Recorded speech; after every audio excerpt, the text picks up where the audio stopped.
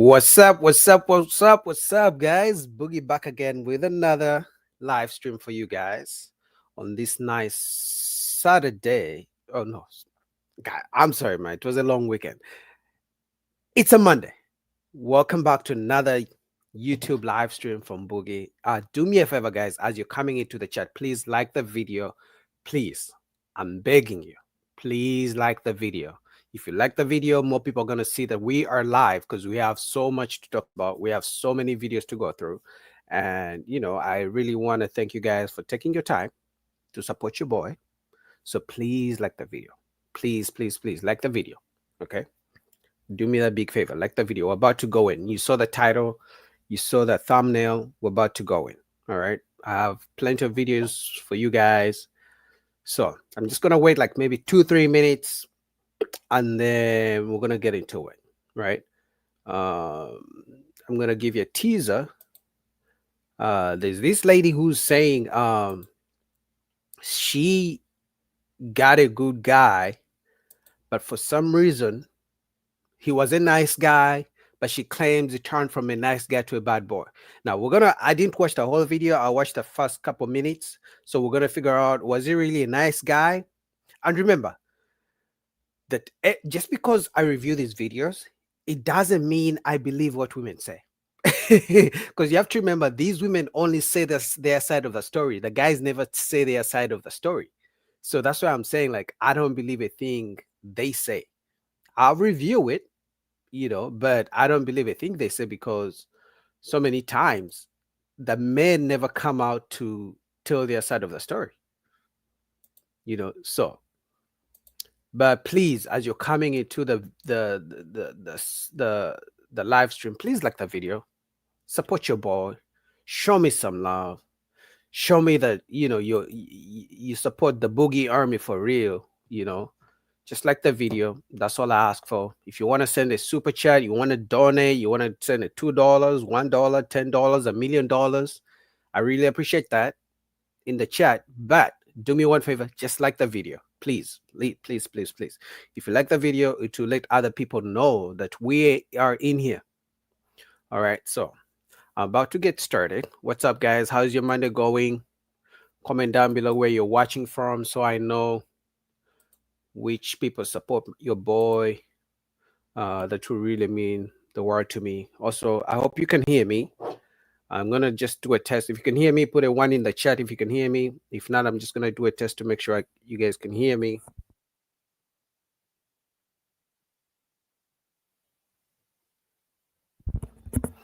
All right, but as you come in, please like the video. Like the video, support your boy. We're about to get into it. So this lady, this is a crazy video. This first video, this lady said the good guys, basically saying that if a woman has dealt with a bad guy, if a woman comes from a bad relationship and then she meets a good guy, the first good guy she finds, she should not stay with that guy. In other words, the first guy who treats her well, who does everything she has already asked God for, she should leave him and try something else. It doesn't make sense. I know when I say it like that, it doesn't make sense. So when I play the video, you're going to see exactly what I'm talking about. It's crazy in the streets, guys. Things don't make sense. So again, if you're coming to the chat, like the video, comment down below where you're watching from. Let your boy know that you're part of the Boogie Army. Just like the video, please. All right, first video. Let's get into it. All right. At some point, every girl is going to experience her first good guy, and he's not to be confused with your soulmate because he's usually not your soulmate. That's the gag. But his role in your life is still important because after him, your dating life changes significantly. This is the guy that comes in to give you a glimpse of what it's like to be cared for, to be desired, and to feel like you were never asking for too much. Enough to change your perspective on dating, but not enough to be your soulmate. When I experienced my first good guy, I knew that he was definitely better than the guys that I had had previously dated, but I also knew that the relationship wasn't going to be sustainable long term because there were certain differences that inevitably sent us our separate ways. The role of the good guy is to simply teach you two things. Number one, good men do exist. They are out there and you were never asking for too much. The things that you feel like only exist in a movie or in books, it's real and it's out there. And number two, just because something feels good enough doesn't mean it's exactly what you're looking for. And you do not need to settle. When you experience What? She just said just because something feels good enough, you don't need to settle. So good is not good enough? Like, what's good to these ladies? Let me just play that part again. She said just because something is good is not good enough? it's real and it's out there. And number two, just because something feels good enough doesn't mean it's exactly what you're looking for. And So not what? your soulmate. That's the gag. But his role in your life is still important because after him, your dating life So, oh my God. Just because something is good enough doesn't mean that's what you're looking for. These are the same women in 20 years' time. I can guarantee you, this woman is going to be asking God for a good man. In 20 years' time, she's going to be asking, where did all the good men go? But she literally just said, just because he's a good guy doesn't mean that's what you're looking for. So, what else would you be looking for? Guys, I swear, we are cooked. This shit doesn't make any sense. I don't know if this makes sense to you guys, but I'm telling you, more and more every single day, these ladies are telling you that being a good guy is not worth it because they complain that men don't treat them well. But now she's saying if a man treats her well, doesn't mean that's what she's looking for. So, what the fuck could she be looking for? What the fuck? Oh my God. And then when men turn into bad boys and fuck boys, then these same women complain.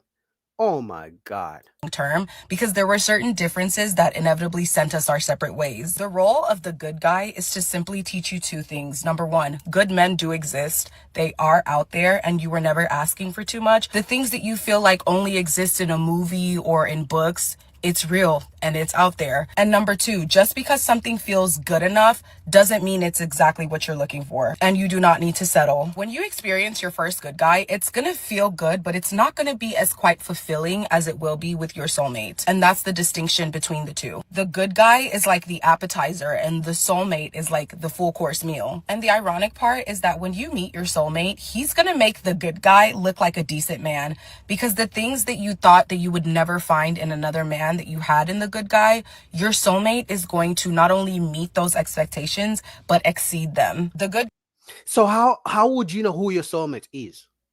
Like, okay, she can tell us that the good guy is going to treat you good and do ABCD, but when it comes to to the soulmate, she claims your soulmate is going to exceed it, which to me goes back to the money. I've been telling you guys, women don't consider you a good man unless you have money. If you don't have money, it doesn't matter if you call her every day. It doesn't matter how much you tell her you love her. It doesn't matter how much you buy her flowers. It doesn't matter how much, she cries to you and you listen to all her problems.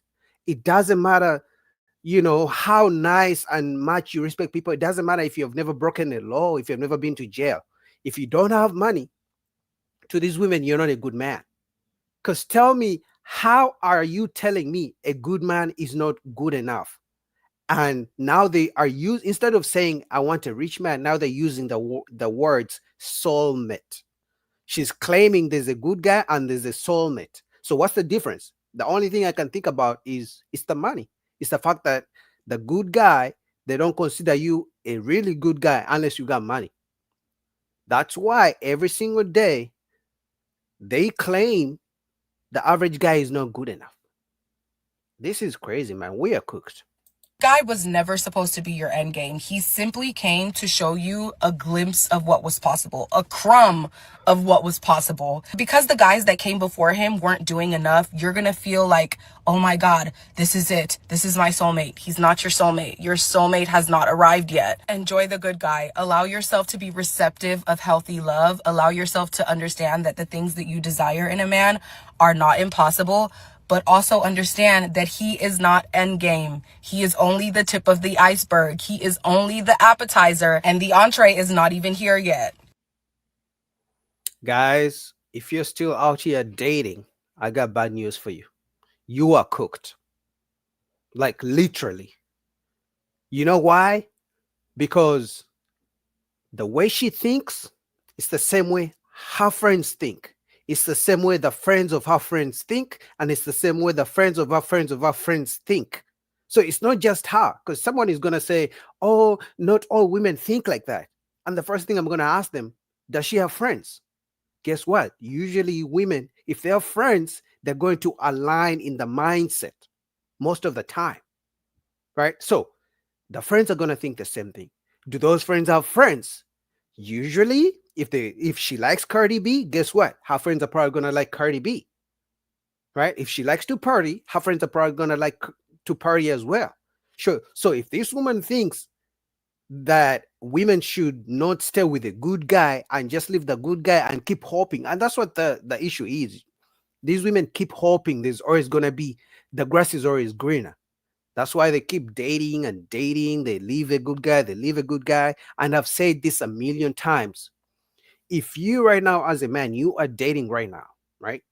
And you meet a woman who's above age 26, 27, 28, the chances are she has met some good guys.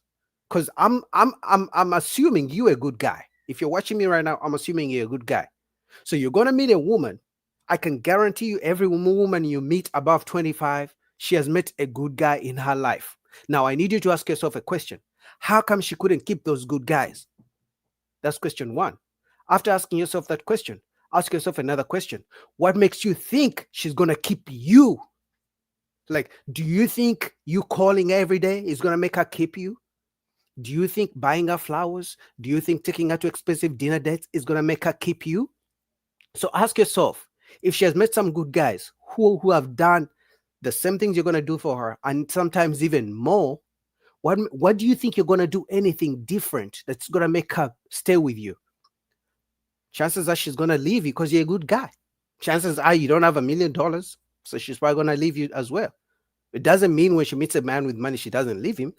My point is, you being a good guy doesn't guarantee you're gonna find a woman out here. Because unfortunately, this is the dating market. I didn't make this shit up. They are saying it to you. What do you guys think? This is crazy. But welcome back to another live stream. Okay, we have somebody in the chat. William Grave says why he's a good man turns bad. Yeah, facts. This is how men, good men, turn bad. I'm telling you. Very few guys are born bad boys. Like very few guys start off being bad boys.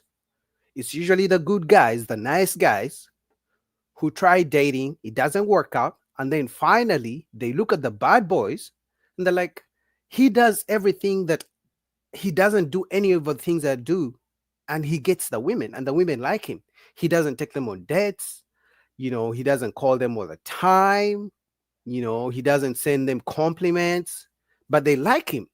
But I do flowers on the first date. I do dinner dates. I'm very romantic, but they don't like me. How come? Right?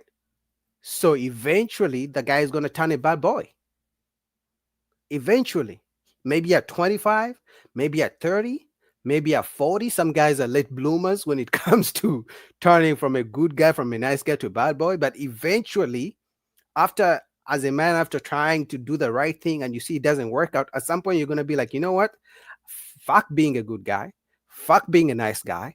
Fuck being the guy, the perfect guy and the romantic guy. I'm done with that BS.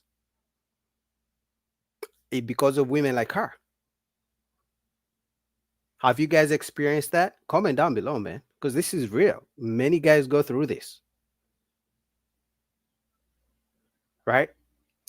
Anyway, now I'm going to go play the video of the night. You guys saw the title. I just wanted to get you guys, an appetizer about good guys. Because then we have the next video. This woman says she met a nice guy, but the nice guy turned into a monster, into a bad boy. I didn't watch the full video, but I can guarantee you right now, I don't believe her. Number one, because it's her side of the story. We need to hear the guy's side of the story. And number two, for some reason, when a woman makes a video coming online complaining about the ex-boyfriend, they all play victim. They all act like they're perfect, that they've never done anything wrong in their relationship. They're the ones who are perfect. So let me play the video. You're gonna see, man. All right, let's get this on the screen. Give me 1 second. Nope.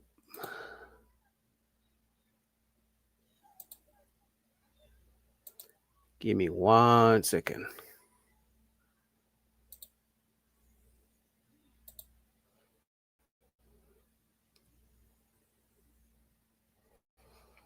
All right, ready? We're about to get into it. So this woman is going to play victim. And like I told you, I don't believe a word she says because it's her side of the story. I would need to hear the guy's side of the story. Like, because most all the women, for some reason, all the women after a relationship, they were the perfect angels. The guys were so bad. They never did anything wrong. It was the guys were so bad. They never treated them right. They were the perfect ones. They did everything right. The guy was just a bad one. So let's go through this together because I watched the beginning. I was like, I think this is a good video to talk about. All right. My nice guy was my worst freaking nightmare. And no, not in the ways that you're thinking. Okay, not in the way that you're thinking. He wasn't loudly toxic in the obvious ways, of course. He was sweet, generous, and kind of thoughtful, even. He seemed like he had his life all together on paper, okay? He was the kind of guy that your mom sat you down at the table and said, "That's a good man, Savannah." You know, the checklist guy. House, job, charms, smiles. The one everyone says you should want to settle down with. And that's exactly why this story matters. That's why I absolutely got to talk about it. I got to tell my truth, sister. But hold on. This isn't going to be a TED talk about everything my ex did wrong to me, okay? Because although I could do like a 10-part story time, really putting this dude on blast, but it's not about that. And I'm still mustering up the courage to even do a story time because my pain is not entertainment. But alas, this ain't that. In the context of today's video, he is just a case study. He's literally just data and lived experience. What I really want to talk about is how nice can turn into a nightmare. How is that even possible? Since everybody and their mama want to think that this phenomenon isn't real, like it just doesn't exist. Oh, I'm going to talk about it. So let's get into it. So let's start with what nice even is. We've been taught to conflate nice gestures with capacity for partnership, but those are not the same things, sweet pea, and we must stop the propaganda. Sure, someone can seem kind and then dump you on a random Tuesday morning with a cold, dead look in their eyes, watching you pack your things up in black trash bags. Yep, he did that to me. He also can stand outside with a giant boom box, playing your favorite song, crying about how much he loves you, and then still discard you at the end of the day. Yes, he did that too. He can be generous and get you all of your favorite things, and then later do something insane like be friends with someone who literally traumatized you. Yep, that also happened. Even after breaking my heart mercilessly. This man then went on to send me a little Christmas gift bag. Okay. It has some candy, a trinket, and a card with zero apologies or accountability. It was literally just thank you for being a kind and patient person. Love ya. I'm only a call away if you need me. Have a nice life. You stupid. That clearly was just ego and image cleanup. Here's the truth. Kindness does not equate to loyalty, and consistency in good times does not equate to depth in hard times. Surface. So all I can hear in this video so far as she's talking, because I'm literally watching this in real time with you guys. I haven't watched this before. I just saw the title. I'm like, okay, here goes another victim. All I hear is me. He did this to me. He did this to me. He did this to me. I can guarantee you she's not going to talk about what she did wrong, because she started off the video by painting herself as the victim, which means when you are watching this, you're going to feel sorry for her. This could have been a 1 or 2 year relationship, but she's painting it as if she was the victim and who was such a bad guy. She hasn't really mentioned anything completely wrong that he did. She's just painting a picture of how he wasn't a good guy. All I hear is she found a guy on paper that she likes, but maybe he didn't want to commit completely. Maybe that could be the reason, that maybe he cheated. So this would be a long way of saying he cheated. But she's not even going to talk about how many guys she ghosted. She's not going to talk about how many guys that really liked her she refused to give a chance, and then she found this bad boy. Because trust me, guys, just because the guy is a bad boy doesn't mean that he needs to commit a crime. He could be a bad boy and have a nice job, never committed a crime, but he could have a bad boy mentality. Some guys do that. Like, he could have a bad boy persona that he knows women like. He doesn't have to commit a crime. Level niceness, the gifts, the promises, the good vibes doesn't prove emotional integrity, depth, or maturity. And sometimes you only learn a person's true capacity when their life or the relationship itself gets tested. Values versus vibes. Now, this is the thing that's snatching everybody's edges, including mine. A decent day-to-day relationship with no big, huge fights or blowouts doesn't automatically mean that you're aligned with that person. You can laugh and spend time together, meet each other's families, and even plan for the future, and still not share the same perspective on loyalty, integrity, emotional growth, and accountability. We spend so much time talking about how we like our eggs cooked, talking about our favorite shows, and going on really cute dates, but not enough time asking the real questions, the questions that need to be questioned. Are our values actually aligned, or are we just playing house? My mistake? Assuming that my ex's gestures meant that his values matched mine.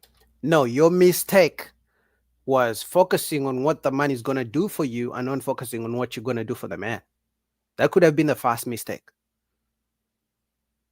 And it sounds like it was the first mistake. Because sounds like you went into a relationship with a guy who's a nice guy on paper, good job and all these things, and kind and romantic gestures, and you're more focused on what to get from him. I haven't heard you say any. You mentioned how he sent you a gift and, wrote a love letter and things like that, but you haven't mentioned anything nice you did for this man. The two things you've been talking about. She's talking about how he sent her a love letter and a gift, and how he was such a bad guy, but she hasn't mentioned one nice thing she did for this guy. It would have been different if she said that, you know what, I found him a job, I was cooking every single day, I was, making his meals, I was, building a business with him. She hasn't mentioned anything she did for this guy. She's just complaining because the guy she really liked left. And she's a pretty good looking lady, so I know she's gonna have enough options. But here's the thing: the next guy that she finds, she's gonna be comparing him to this guy, because by the fact that she's making a video about this guy lets me know she really liked him. So that means the next guy she finds, this ex can always come back in the picture. They didn't. How do we check for alignment in values, Dami? Loyalty isn't shown when things are easy and sweet. It's shown in conflict. When the chips fall, will they protect your dignity or will they play neutral? I found out my ex played neutral with the person who caused me harm. And that told me everything that I needed to know in retrospect. He didn't see me as an extension of him, and he didn't personalize my pain like I would have done for him. Because for me, it wouldn't have mattered if we were broken up or not. There's no way I would have aligned myself with anybody that has deeply harmed him, ever, simply because we were in a relationship and we loved each other. right? But that's just me. Integrity shows in small things. Do their words match their actions? Do they stay honest when it's inconvenient or uncomfy for them? Emotional growth also shows in conflict. Do they repair or run? Reflect or deflect? My ex would stonewall me. He would shut down while I was left trying to do the repair and have the adult conversation. He could do romance and softness, but not conflict or accountability. And the imbalance here just screamed that he wasn't ready for growth. He wanted to be comfortable. The moment life required him to do hard things, he avoided, deflected, ran away, etc., which ultimately showed me the truth. He actually Did you guys catch that? She said he was stonewalling and not listening when she was talking about something. Lets me know she seems to have a nagging complex. Because they never ask themselves why a man doesn't want to keep listening. Because men don't like conflict. Like, I don't want to have to argue with you. She sounds like a nice lady. I'm gonna be honest. Like, she has that soft spoken, but she could be batshit crazy and you have no idea. I don't know, but I'm just saying, just because she sounds feminine and soft doesn't mean she's not crazy. So if she's saying this guy was literally not listening and stonewalling, lets me know she was always going on and on and on and on. And the reason I'm making all these assumptions is because she's painting herself like the perfect. She hasn't said anything wrong she did. Like, the fastest way for someone to know that somebody's lying and not genuine is if you paint yourself as the perfect person and just the victim. The video is, we have gone 6 minutes so far, and all she has been doing is complaining how such a bad guy he was. And she hasn't even really mentioned any concrete things that the guy did wrong. It just sounds like he refused to kiss the ground she walks on, and then that was the issue. She wanted to be treated like a princess, or maybe she was nagging and he wasn't ready to listen, and that's an issue. All right, a few more minutes, because all she's doing is playing victim. kind of reminded me of the cowardly lion from the Wizard of Oz. Like, I'm not gonna lie. That's what I think of when I think of him. Talk versus walk. Okay, this is another big thing that gets us all bamboozled. Because, yes, some people do lay it on thick with the whole marriage and talks of the future, the kids, and the family talk. But sometimes it's about their own fantasy image and projection. It's about their fantasy self, not what they can actually show up for in real life. They're not who they think they are. They can't live up to their own hype. I actually noticed that a lot of guys tend to talk about these big, deep commitments of marriage and, deep relationships and having kids and things like that. Like it's just a random Wednesday morning, but it's not because they actually have the emotional maturity and mental readiness for that. They just want to do the cosplay. They want to check it off of their goal sheet just so they can look accomplished and successful in the eyes of their fellow man. All right, I got it. I don't even have to watch the rest of it. I got it. I know what the issue is. The issue is she found a good guy, because in the beginning of the video, if you missed it, she said she found a guy who has a stable job and doing well for himself and things like that. So she thought that because she looks good, he was just gonna, get on one knee and, you know, give her the gift of marriage. But men are waking up. Like, no more the days of men getting married because of love, those days are gone. So it sounds like she wanted him to take that next step for marriage, but he wasn't doing it, because men now know the repercussions of marriage, the repercussions of divorce. Men are waking up. So it sounds like she doesn't like that. But the only piece of advice I would give this lady is the next guy she finds, and again, next good, stable guy she finds, she needs to focus more on what she's going to do for the guy rather than what is he going to do for me. Because the whole video, all I heard is, I'm a victim. I did nothing for him, but I expected him to give me the world. That's all. What do you guys think about that? This was bad. Victim, victim, victim. Guys, thank you for joining me on this nice Monday afternoon. Now, do me a favor, like the video. If you like the video, it lets other people know that Boogie is in here cooking. So do me a favor and like the video, please. Um,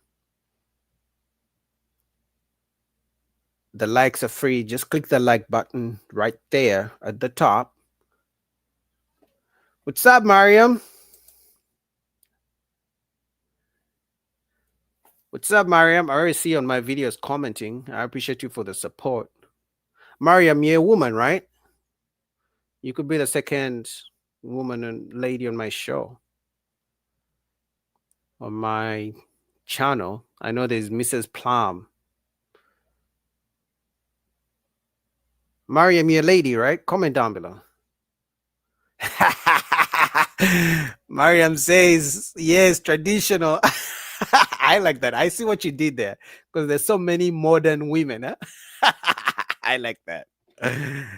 Welcome, Queen. Welcome to the show. I have a buffet of videos we're going to be going through. I just finished going through this video of this woman who just played victim the whole time because her nice guy, her nice stable guy refused to give her a ring and she was playing victim. She didn't say anything wrong she did in the relationship. All she did was complain and say how he did ABCD. He wasn't listening to me. He wasn't doing this. He wasn't giving me a ring. She never once said anything good she did for the man. She never once admitted to being imperfect or doing anything wrong. She just acted like he was such a bad man. He wronged me. He treated me so bad. Like, okay, give us the reason why he treated you wrong. Like, what did you do? She didn't say. Obviously, I don't believe her. Like I told you, guys, I need to get the guy's side of the story first. Because men don't usually run to the internet. Oh my God, my ex is so bad. My ex did this. My ex refused to cook. No. Guys usually respond after women put it out there, but most men don't run to the internet.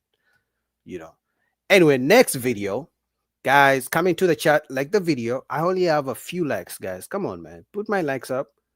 Show me some love.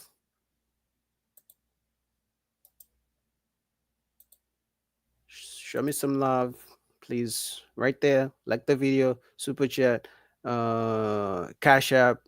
You don't dollar, $2, $1 million, $1 billion, but most importantly, just give me the like. You don't have to send any money, just give me the like. All right. All right, next. All right. Let me give you the next video. We're gonna go to who is this? All right. All right, next video. Remove this.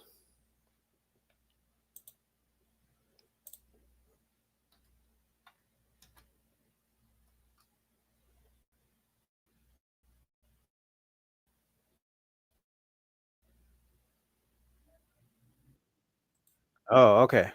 Next video, we're gonna go to It's Giving podcast. I'll put all the links down below in the chat if you guys care to go finish the videos. I'll only react to certain sections that I believe will all benefit from. All right. All right. So pretty much you guys have probably seen this lady going viral on the internet. I think she's called Sarah.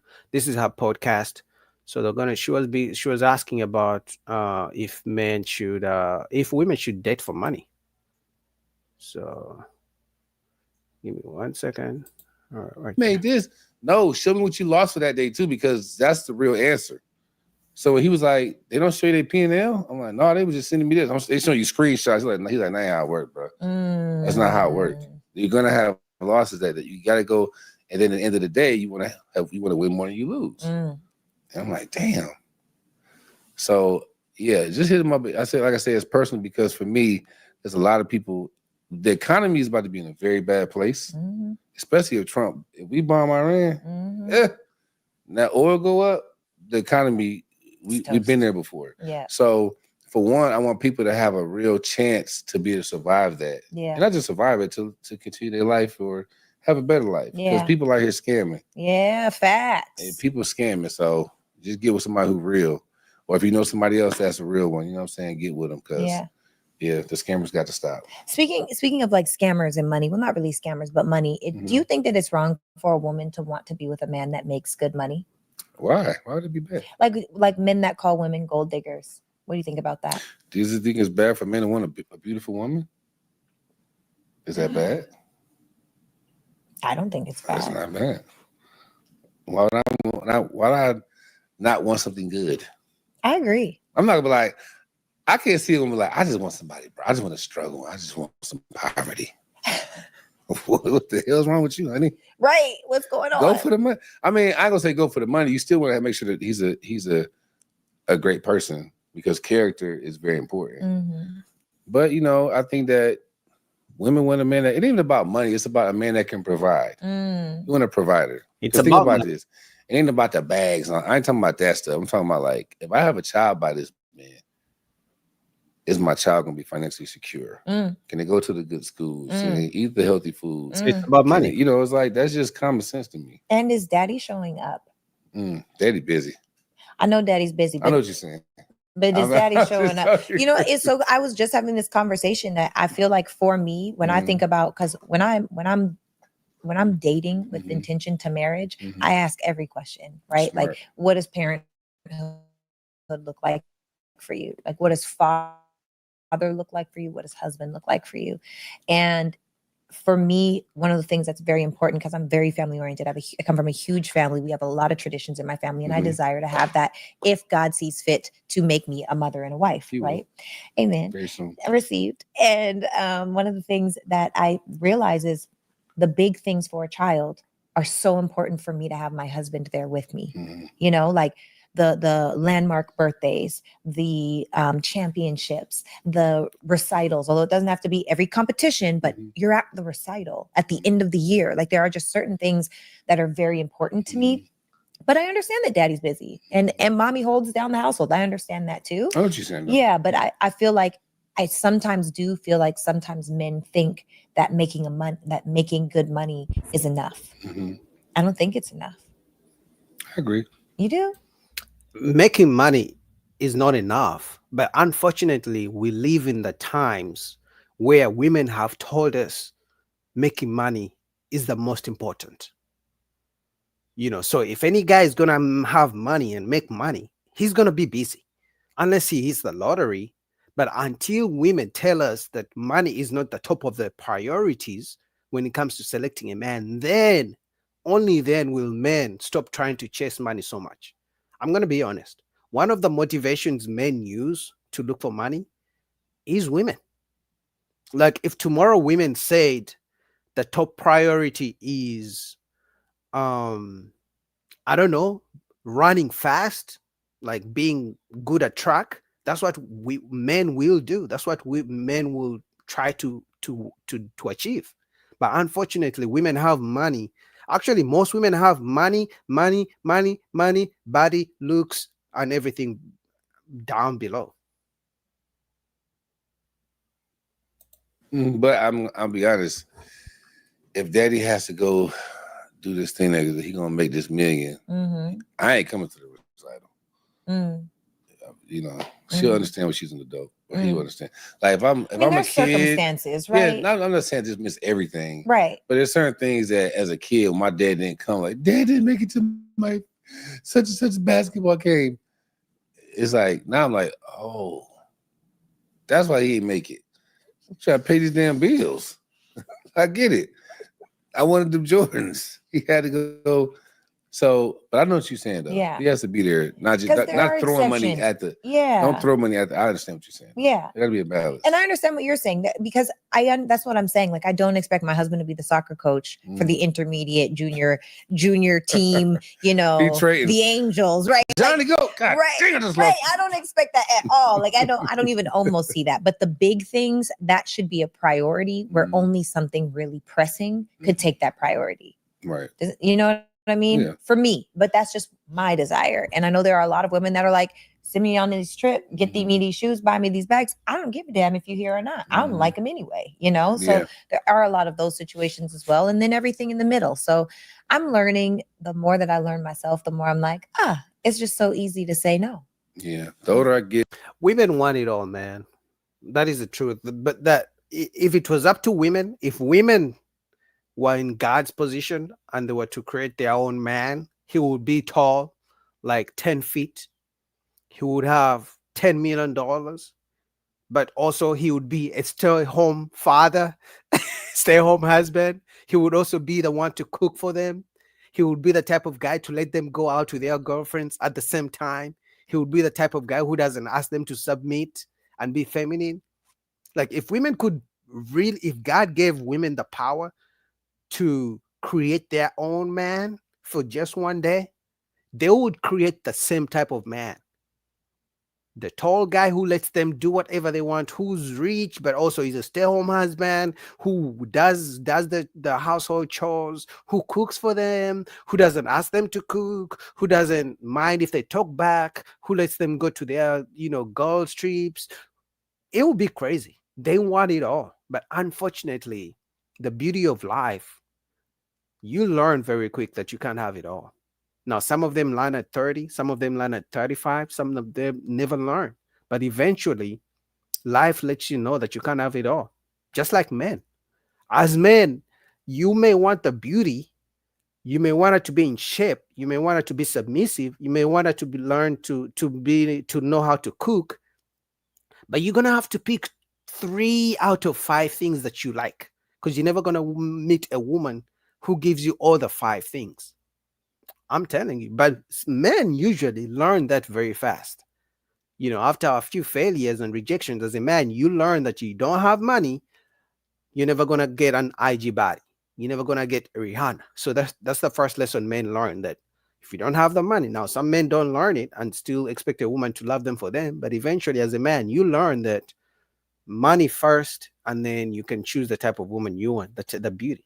The more I get old men, the closer you get to being that man, just gotta just have money and buy stuff, and she don't like you. It's getting there. You think so? Of course. I hate that. You It's think part of most the game. men have like believe that? They better. When you get old, You're not old. I'm not old. I'm just saying that I can, if I'm like 60, 65 with a bag, and I got a little young thing messing with me, come on. She ain't there because my Mike's so funny. My jokes would be dated by that time. I'm like, Grandpa's so funny. My thing ain't even working no more. She ain't even had sex. She's just like, oh, you're tired again? Yes.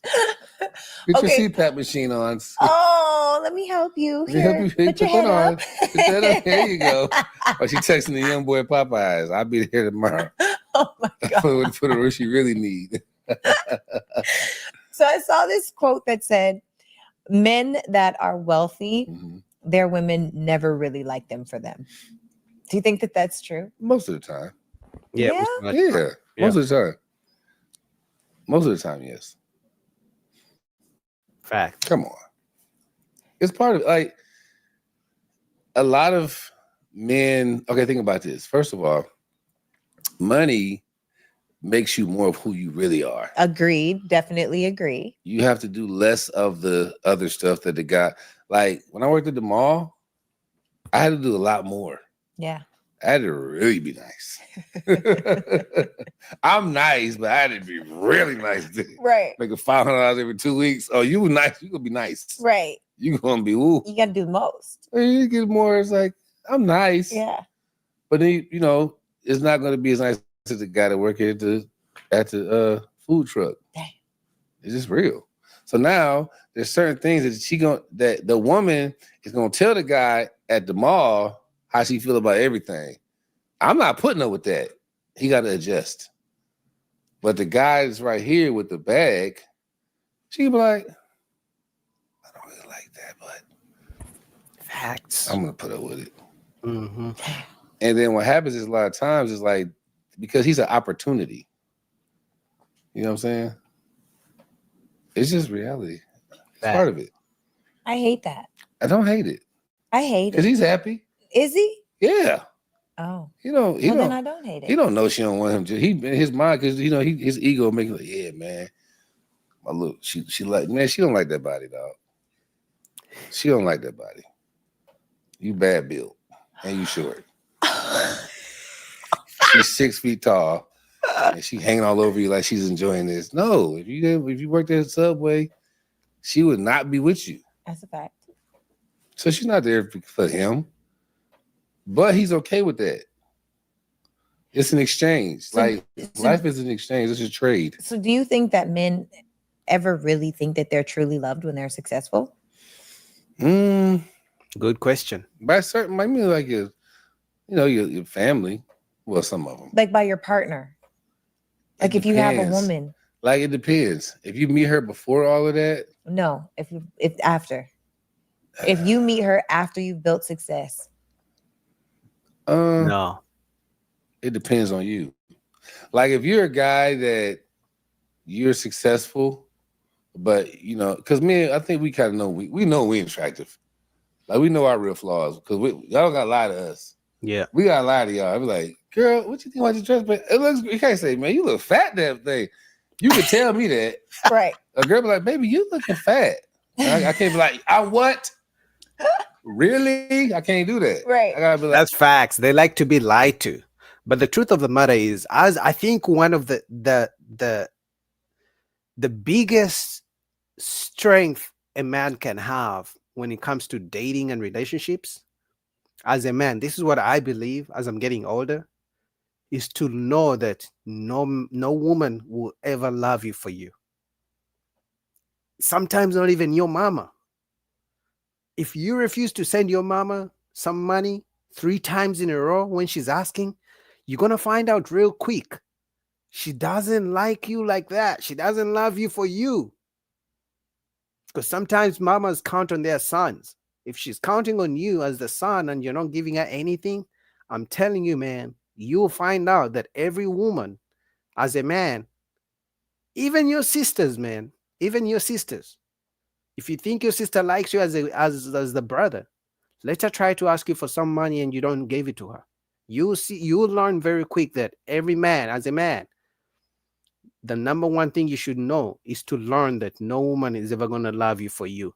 Yeah, she likes you because you're tall. She likes you because, I don't know, you're funny. But laughing has never paid no rent. I'm going to tell you. She's going to like you for you until rent is due. Until she needs to get her hair done. like, I gotta lose this.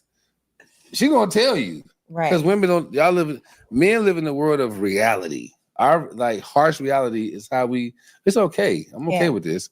But that's just what it is. We live in a harsh reality because we're providers, we're hunters. So the hunters and providers don't get the little sweet lies like, oh, girl, you're doing in those pants. If we ain't doing it in the pants, no one's gonna say, Mike, you doing it in them pants. They're gonna be like, Mike, them pants look crazy with you, bro. What you doing with those on? Dang. So we know, like right now, I know I can look at my picture from 3 years ago. Like I'm just right now, I'm making money. I'm not in the gym like I was. My body is not like it was before. So I know because I'm a man, like, hey, some things women letting slide a little bit. You know, I ain't got a 6-pack right now. They're gonna let it slide. But if I worked at Waffle House and had what I got right now, they'd be grateful. Oh, why you say it like that? They'd still like me. You like me back. I got you. Smoothie time. Smoothie time. Smoothie but no, king. Okay. I'm not saying I'm terrible. I'm just saying like the excitement is not the same as it was before. Yeah. And if I was short, like if I was 5'2", yikes. Exactly. Yeah. There's a yikes. Yeah. It's yikes. Yeah. You know, like 5'2" is hard. So that's hard. So these guys are 5'5", whatever. Come on, bro. Like realistically, 5'5" is a little more realistic. 5'6" still a little yikes. more. Well, I'm 5'5" and 3/4. So you be like this, hey babe, what are we gonna eat? Yeah. Eye to eye. Yeah. You wanna look up. She's lying. The only time women don't care about a man's height if he's rich. Like Kevin Hart. Kevin Hart is like short. The only reason women don't care is because of his money. And his wife is beautiful, right? So that's the only reason women don't care. But the truth is, as a man, if you are short, because remember, women these days, they think even a guy who's 6 feet is short. I've reacted to those videos. right? They think a guy who's 6 feet is short. So for us guys who are 5'8", 5'7", even 5'9", even 5'10", they're gonna think you're short. And if you got no money, they want nothing to do with you. Let me show you guys here just real quick.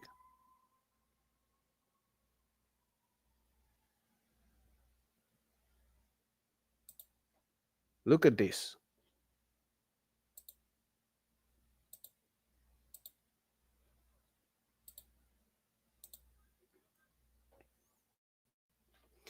You see this?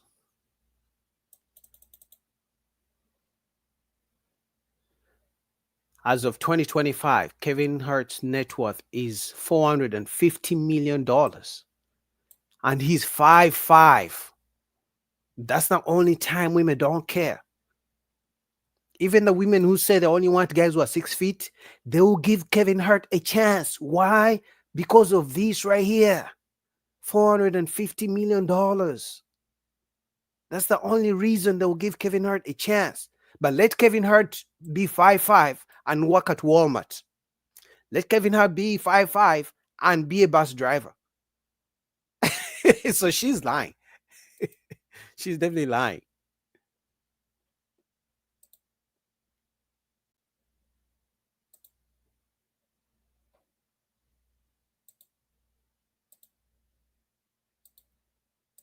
All right, a few more minutes.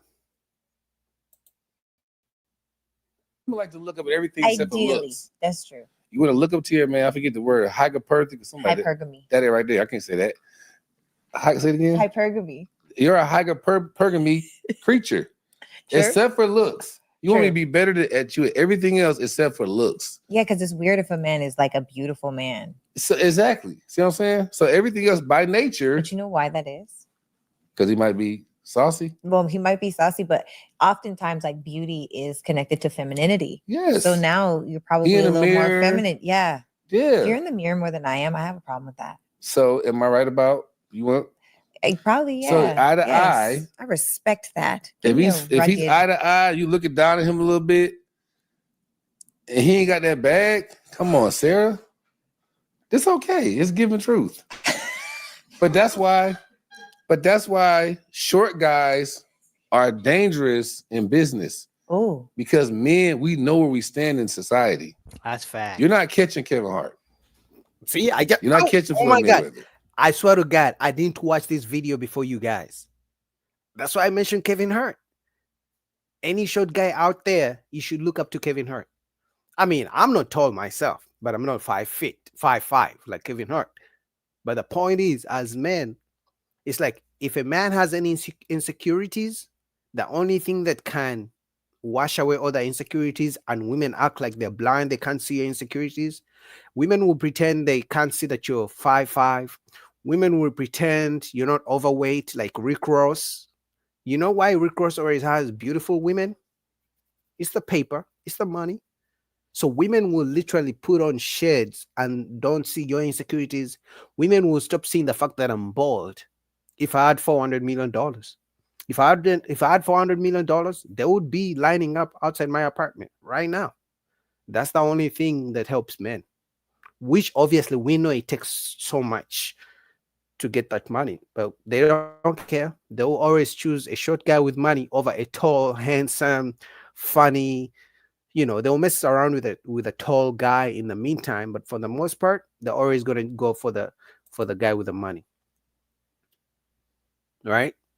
All right, we're gonna go all the way to Anton Daniel. You guys like when I do Anton Daniel reactions? So here we go. I'm gonna give you one.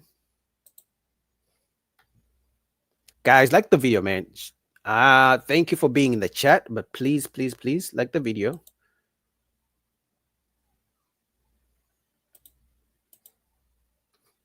Like the video. All right, before we go, let me see what Don't say their names together. let me see what you guys are saying in the chat. What's up, Black Man?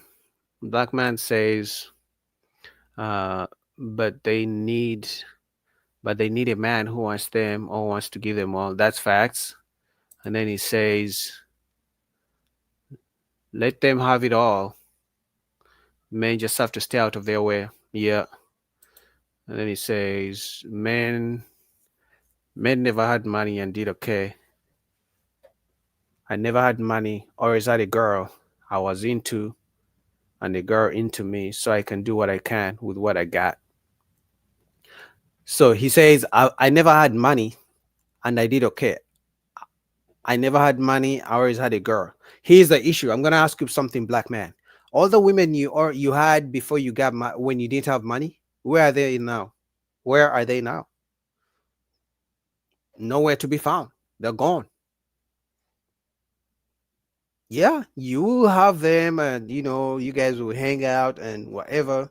The same way women mess with bad boys and men who go to jail and prison who commit crime.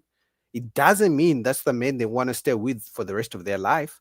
At some point, the truth is they want a stable man. So she may mess with you because you got no money. Doesn't mean she likes you for you. She may she may be okay with the fact that you have no money, but since you're tall, maybe you give her good dick, whatever the reason is she's with you. Eventually, she doesn't want you long term, especially when kids get into the picture. So, what's up, Bob? Bob says they can get a job and pay for themselves. Yeah, you're not wrong, but unfortunately, all men pay. Bob, you're not wrong, but unfortunately, even when a woman makes money, she wants you to pay for her lifestyle and she wants to keep her money. So they usually say, my money is my money and your money is our money. That's what the ladies say. Like, you literally find a woman who makes $1 million, and if she says she wants to date a guy who makes $1 million as well. You know why? Because she wants to keep her money and she wants the guy who makes $1 million to fund her lifestyle. So it's not because she wants a guy who makes $1 million so that they're equal. No, she wants the guy who makes $1 million to fund her lifestyle. Unfortunately, that's just what it is. That's why I was saying, as a man, the faster you come to terms with the fact that no woman will ever like you just for the fact of liking you, but she likes you because you got to provide something, it's the best thing you can do as a man. But anyway, let's get into Anton Daniels. Like the video, guys. Support your boy. Like the video. I need some more likes. Okay. All right. Let's go. He's cleaner than Taylor. I'm a little salty about them. Oh, that was a big topic too. Why black women so mad about that? Because he married the white girl and not all the black girls. Because the black girls think she's. Yeah, but he wasn't gonna marry any of them. So what difference? What were y'all talking about? Travis Kelce. I'm mad at Travis Kelce right now because He was dating a black girl before Taylor. He dated a couple of black girls. Yeah. That's all he really dated. That shows you that y'all ain't shit. He said, He's "Fuck y'all." securing the bag. Marrying for the bag. He's Come securing on. the bag. He said, "Y'all niggas is It's for the bag. Exactly. Men are hypergamous too. He said, "I'm out of here." He nigga. got so many. He got more deals when he got with her. You're not hurt. What? Why can't he just love her? He does. He does. He love that bag. In the NFL, he's like, I would marry Taylor Swift too. Me too. We know. Carrie, he changed his whole looks and everything once he got with her. Is he truly being himself? But stuff like that might happen. He a black man on the hating right inside. They just hating. I mean, y'all not being for real, right? They No, are. that's That's the it. sad part. no, Who's Carrie. They right. Trust me. But he did change his whole look. They right. I Like he's different now because one, he went to high school like 10 minutes away from here. He's from Cleveland. He definitely a different person. But what's wrong? I don't get why that therefore means. Or he has a different image. Excuse me. He has a different image. Is there something wrong with that? Got to be with Taylor. No, Well, I mean, when women go through breakups, what I'm y'all- saying is black women, they not evolve. gonna like when you switch up. You know that. You know that. listen, when black women get their heart broke, they color their hair, they go get long ass lashes, Or they y'all- cut it. or they cut it. So after his breakup, y'all can't tell him he's supposed to stay the same. But wait a minute. Yeah, I don't. His Wait. flag I don't- changed completely. You gotta though. go to I'm TikTok. trying to and, understand something. I'm trying you to gotta go to understand. TikTok. You can't talk no more, Erica. I'm trying to understand something. He's You like Taylor, I like Travis. he's a white man though, right? Yeah. Yeah. He He was. mad because he dealt with a lot of black women. But So he never married them. He married Taylor Swift, and that's Wait. But why are black women mad at a white man for marrying a white woman? they entitled. They felt like mad at felt everybody. he switched Nigga, we up can't on marry them. white. They That's what can't I'm marry saying. white. Like, what is the issue? Yeah, Black they women felt don't like want he no switched niggas. up. They know white woman. The issue is they feel entitled. So they believe because a white man dates a black woman one time, he's entitled to only marry a black woman. So they have switched from telling black men what type of a woman to marry. They have switched from telling black men, to only marry black women and leave white women alone. And now they are attacking a white man, telling him that marrying a white woman is wrong because he once dated a black woman. It's crazy, the entitlement. It's like they tell men how they should date and who should they should date. But as soon as men tell them, cook for me, be submissive, then they complain. The entitlement is crazy. And honestly, like I've told you guys, the only reason they're complaining about a white man, Travis Kelce, marrying Taylor Swift is because he got money. If he was Travis Kelce driving a bus and not a football player, a famous football player, or if he was a Travis Kelce doing security at the mall, they wouldn't care. It's because he got money and he's famous, so they believe he should only be with black women. How can you tell a white man what type of woman to marry? This is crazy. Listen, DJ go to y'all. Listen, y'all are putting an inefficient product out there in the streets. The black man didn't want it, the white man didn't want it, and here y'all are just trying to blame somebody for y'all. Who is y'all? I didn't know nothing about black women being mad about them getting married. Who cares? Molly, we talk about black The women. average This black ain't got women nothing to don't do really with listen you. to Taylor Swift. Who cares? We talk about black women, Molly. This ain't got nothing You're to do always with talking you. about black women. We know. This ain't got nothing to do with you, Molly. You stay on you the Caucasians. Talk about black women. My mama black, babe. Oh shit! And then she didn't carry over. They didn't. You didn't. My upbringing was very anti-white. Okay, but like I'm saying, okay, y'all mad at the black man for not Put marrying Molly y'all. next to me. Now y'all mad at the white man for not marrying y'all. It's time to look inward. It's entitlement. Well, tell them I don't have no problem with none of We that. know I'm talking to the black women, Molly. Listen, you ain't got nothing to do with They you. probably don't have no problem with none of that either. They do. They're Talk to the complaining. black women that's commenting on they post. Wait, but y'all just said he's marrying her for the bag. Mm-hmm. I personally would not be surprised because she got that bag. He got that money.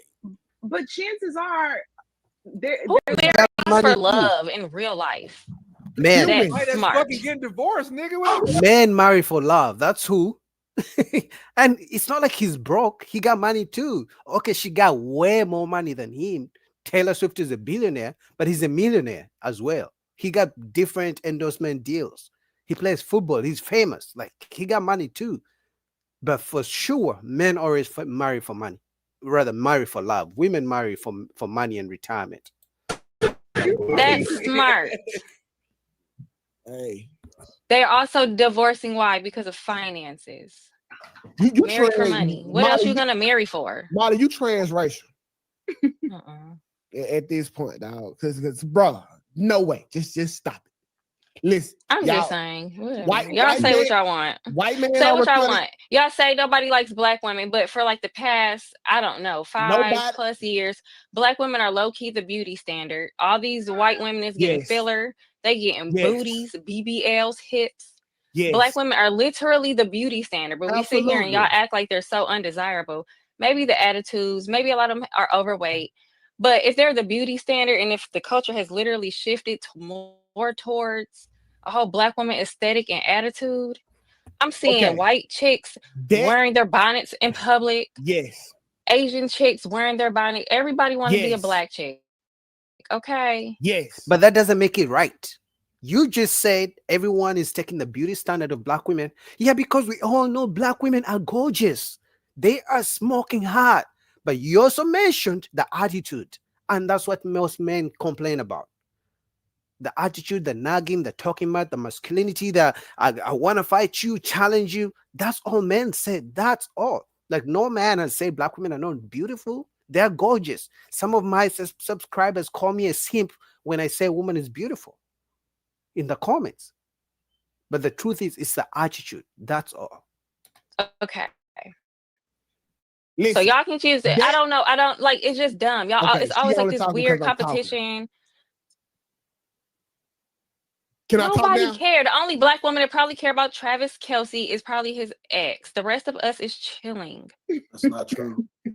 Okay, so let me talk. Now, Molly, you just How got you know all that that. they ain't not bots? What black women do y'all know personally that are upset about Travis Kelce and Taylor Well, Swift? Erica This just one right here, she was just complaining, and you complained in the beginning too. She complained that Travis Kelce, a white man, shouldn't be marrying Taylor Swift, a white woman, because he once dated a black woman. She complained right here on the second. that I she can. was. Hey, I Literally, was she she said she joking. literally fucking was just was. up No, but here. come on Erica now. You know literally she's brought not it really She up. mad. literally was I just up was here. joking. She don't care. Molly just talking on because that I'm How's that talking at affecting this her point. life? Okay, so let me tell you, if you just would you listen, please? I don't know. No black woman that's falling out because they're getting married. That's all I'm saying. As a black woman, I ain't heard not one. Not one. I haven't seen Y'all anybody. be reading comment sections. Oh, they're saying this. Y'all live y'all life. No, Your whole world is colored Want me to by the pull up comment video? section. Y'all what have comments are no. you talking Y'all about? Who are you can't think talking for about? yourselves no Who are more. you talking That's If the about? it's woman not that what made the fun of me because I comments don't know Who are said, you? rappers. Wait, wait, y'all wait, That's the wait, live wait, one what wait, that you're wait, wait, talking who wait, made wait, about. fun wait, of Black wait, me women because is I up don't wait, in wait, fucking wait, know arms. rappers. wait, So wait, there's wait, wait, wait, something wait, that wait. they're not up in arms about. And if they Who are you are, it's talking on a about? comment section. Touch grass, Hold hug a on. Hey, tree. Who Anton, are you share the talking screen. about? Share the screen, Anton. All y'all, everybody. Hey, I'm cause talking about the whole internet who swear to God, black share women the is just screen. upset. I got the Cause proof. I ain't seen Hey, not one Oh, black woman shed no tear. let me show Most black you. women probably don't even know who Travis Kelce is. I've talked to like 3 or 4 women, and they just started blowing Bro, down on it's him. a whole I didn't understand what took place, and then I found out he was with Taylor Swift. it's a I whole was like, oh, trend now on it makes TikTok sense. right now, bro. It's a Yeah, whole like trend you. on TikTok. Okay, on TikTok. I just said I'm talking about people in That real is life. a virtual platform. Okay. Yeah, they are all fake people. In my personal life, I ain't heard not one black woman complain. I hear black men bring You up don't hang black women around black complaining. women. That's it. That's all I'm saying. That shit be so Y'all out of just be bounds. It's the sisterhood going on right now. She's just escaping for black women, but literally the woman on the panel was complaining because a white man is marrying a white woman. The truth is, they feel entitled to marriage. They feel like everyone should marry them. They're more focused on, people marrying them rather than focused on the responsibilities and the duties of marriage and being a wife.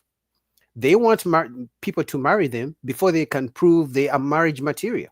And that's all men are saying. But what do you guys think about that? I'll put the link down below to Anton Daniel's After Hours channel. Like the video, support your boy. Welcome back to another live stream. We're still cooking. I got plenty of videos for you guys. So, what's that? Oh my God, is this the third lady? Oh, the ladies love Boogie Army. Chasing Grace. What's up, Chasing Grace? Are you a lady? I gotta make sure.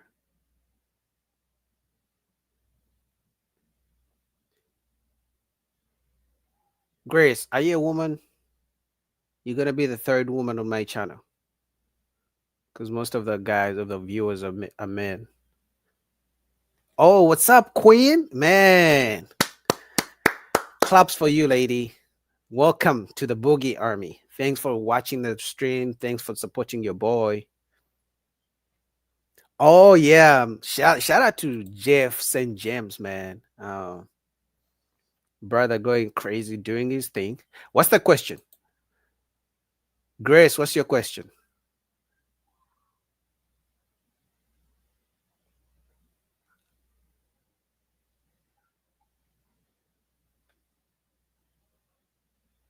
Grace, ask your question. I'm going to answer your question before I go to the next video because the guys in the chat may be scared.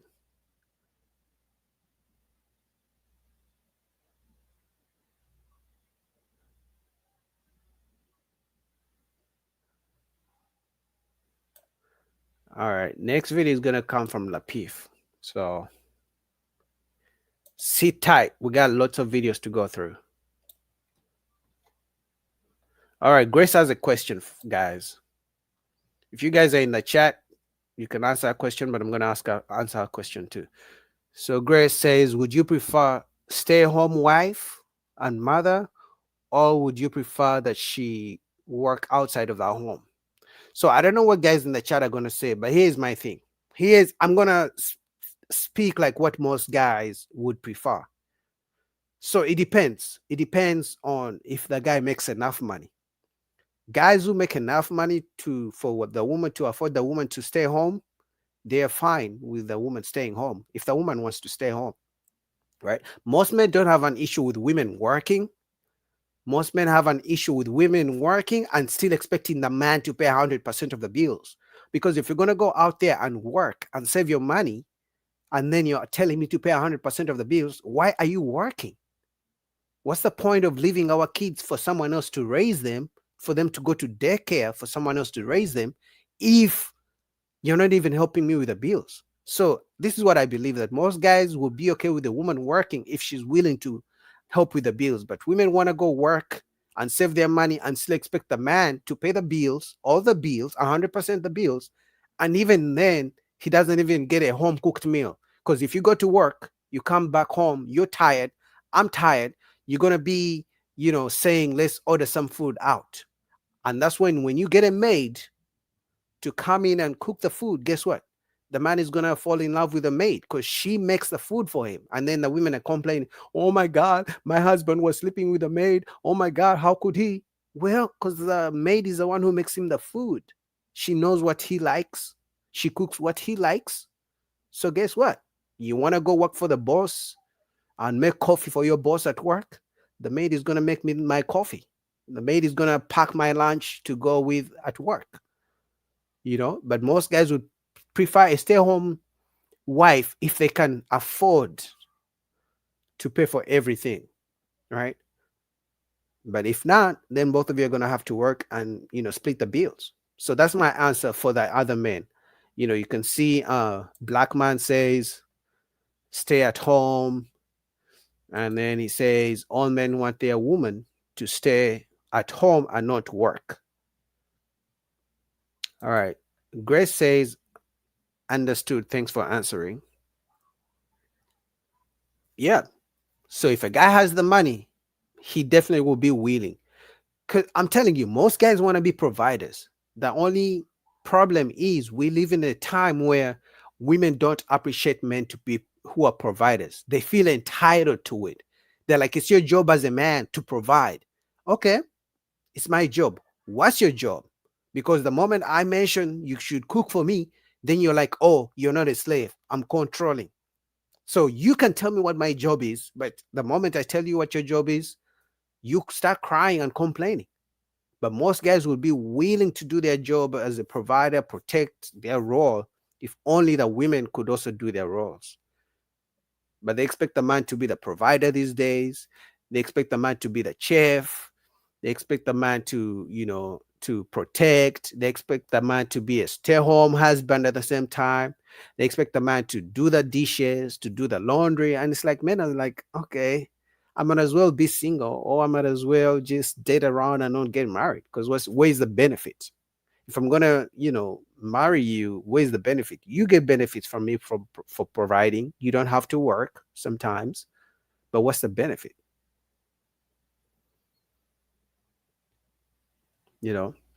Anyway, next video we're gonna go to Lapif. So you guys stay with me just 1 second, and I'll queue up the video.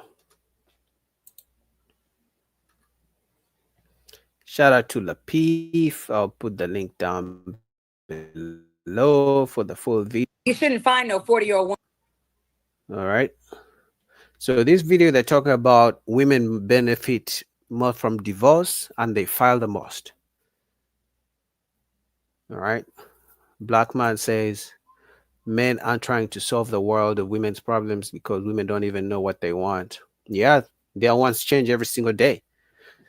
Today she's gonna want a trip to Cancun, and then tomorrow she's gonna want a trip to Dubai, and then the next day she's gonna feel like she doesn't want to do any of it. It's exhausting. So as a guy, if you're in a relationship or marriage, it's not even just paying the bills. You have to be willing to deal with that changing emotions every single day. And I know, Grace, you know that's true. Grace, what you want and your emotions change every single day. So your man has to deal with that. If he texts you in the morning, that's okay.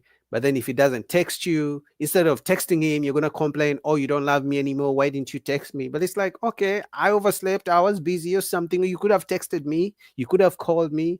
Oh, you don't like me anymore. A man who loves a woman calls her every single day. It's like, so as a man, if you're not ready for that emotional turmoil, the complaining and this and that, relationships may not be for you. And that's something most guys don't think about. It's not easy. It's not even just the bills.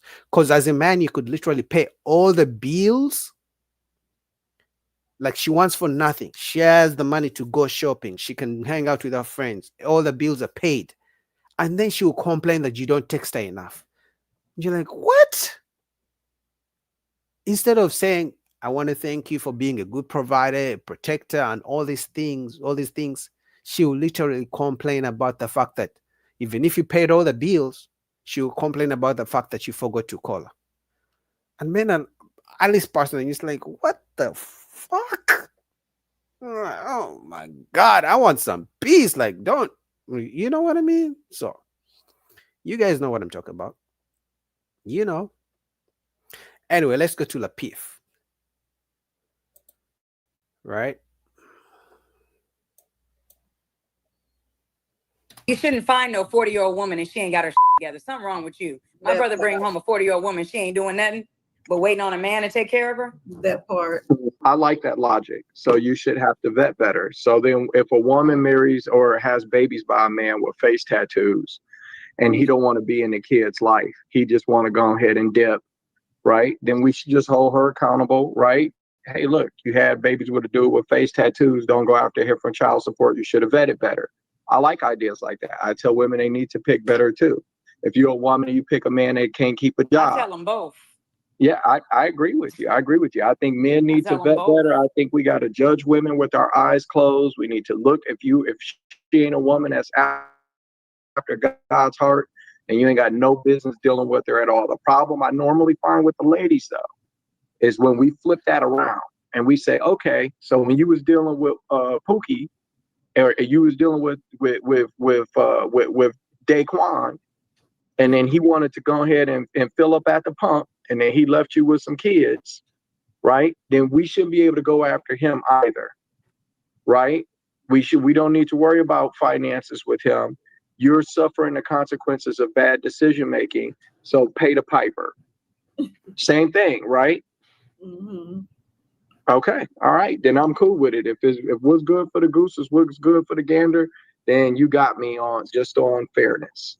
Yeah, but when I'm speaking, y'all want to speak man versus woman. Now you want to bring up a woman, and I was not saying none of that. I was responding to the alimony shit.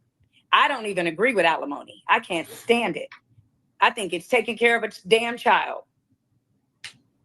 You married a child, and that's what your result is. That's what you got to do for the rest of your life. I don't agree with it. I never got $1 in child support out of my divorce. I didn't ever put him on child support. If you ain't compelled to do it, and he was in the Air Force, and just like Lady O said, the state naturally tells the man to pay the child support. The only time the child support knows is when the person you married, the child you married, calls and says, my daddy's not paying for my meals, and tells child support. Otherwise, it's still on my divorce decree that the Negro was supposed to pay every month. But you think I ever got time to call Las Vegas and Nellis Air Force Base or anybody? Hey, my ex-husband is not paying child support. No, I'm grown. I'm masculine. I take care of my shit. Go ahead, Kia. Okay, so how this conversation started was asking, the question was, what can we do so that men won't be so afraid or like weary of getting married? I don't know. We've been talking a lot about money, and it's like if most men are afraid of marriage because they think women are going to come after their money. I mean, I think it's a ridiculous claim. Most people make less than $40,000 a year. Most men do not have assets, like, you know what I mean? Especially millennials and Gen Z. Gen X, a lot of y'all, getting your degrees, and you know what I mean? You're working up, you're climbing the ladder. Gen X is like the entrepreneur generation. Y'all have a lot of stuff going on. Good job to y'all, but millennials and Gen Z like complaining or being afraid that women are going to take their assets. That's why they're afraid of marriage is crazy. And then, yes, I do accept the fact that, yeah, men benefit a lot from marriage.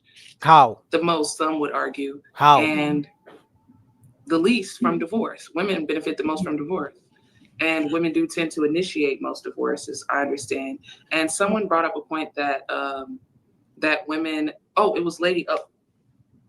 Yeah, that was Lady O. You brought up the point that women, what I do. Dr. Lady O.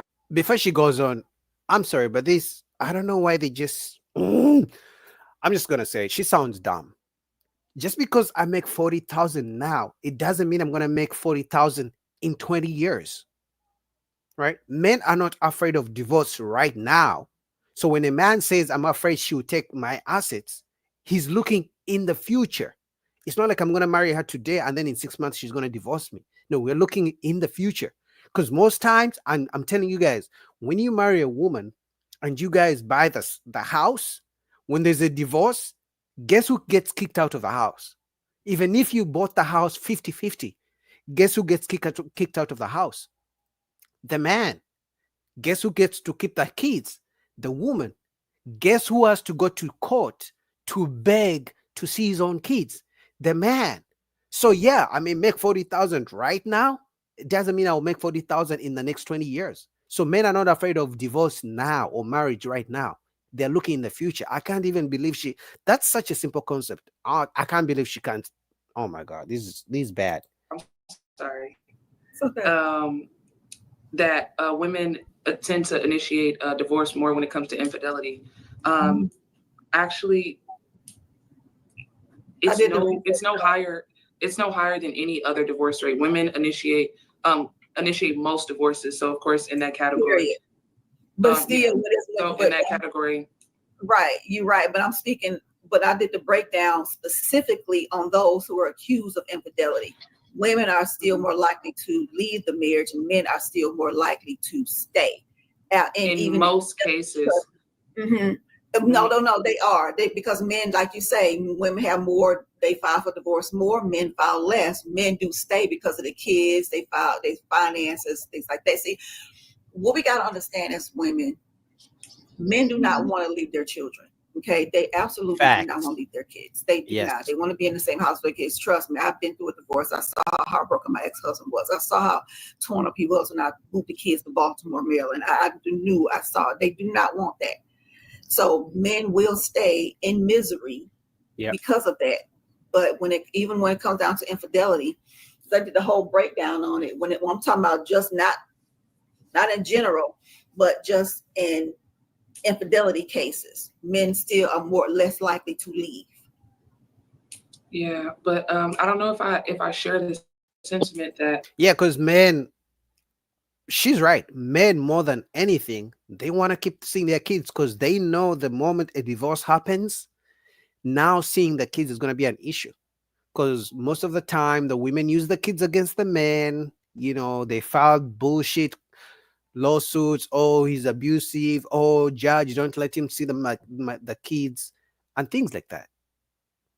So most of the time, men really fear losing access because can you imagine going from seeing your kids every single day to seeing them maybe twice a week, if you're lucky, if the judge gives you the benefit of a doubt and gives you 2 times visitation, and then going from living under your own roof to having to find an apartment and renting and things like that?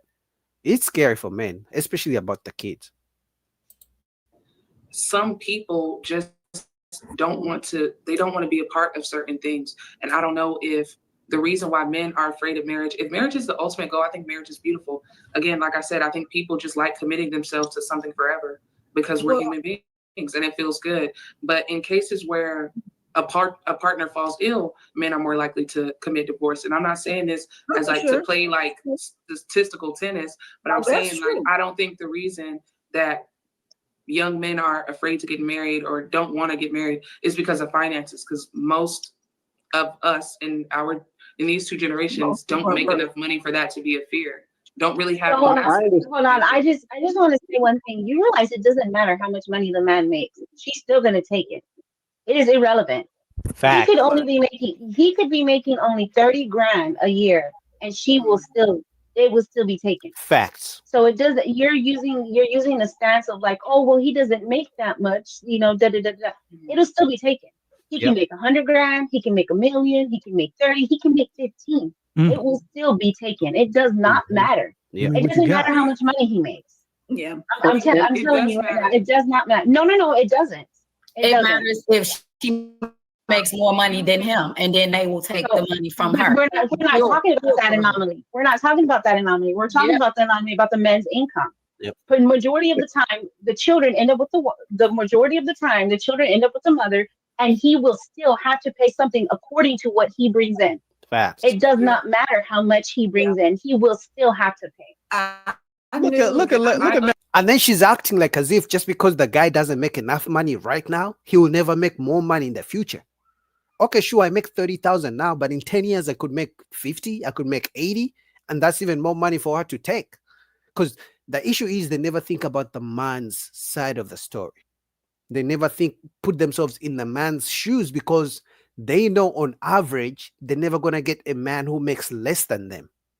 On average, they all want a man who makes more. So it's gonna be tough for them to ever put themselves in the man's shoes, because they will never have to fear losing half their money. They know the man is always gonna be the one to lose. Miami caught him for trying to slide the goalpost. Good catch now, but they tried to evade. Are afraid of marriage because of this thing. First off, I understand no matter how much money you make, especially when it comes to children, money is going to be taken away from you. I get it. However, if you make $40,000 a year, which most people do on average, why are you afraid that someone is going to marry you for the reason of divorcing you? I don't think that that's a rational fear to have. I can respond to that. All right. Let me ask you a question. Do men out earn women?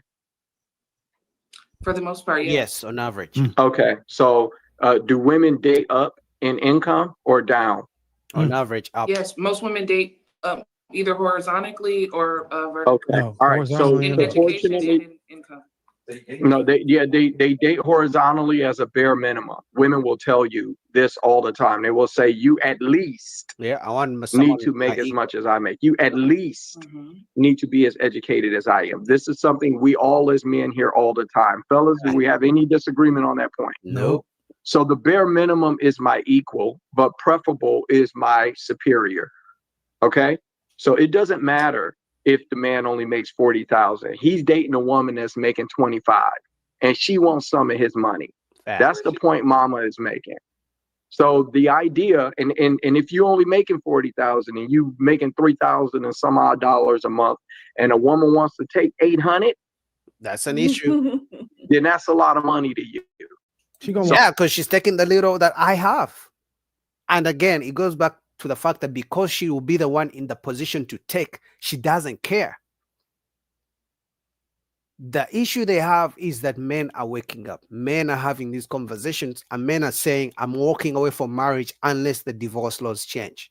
So women like her don't like the fact that men are speaking up. She would rather men just suck it up, Don't fear divorce. Don't care about the fact that I'm going to take the kids away from you.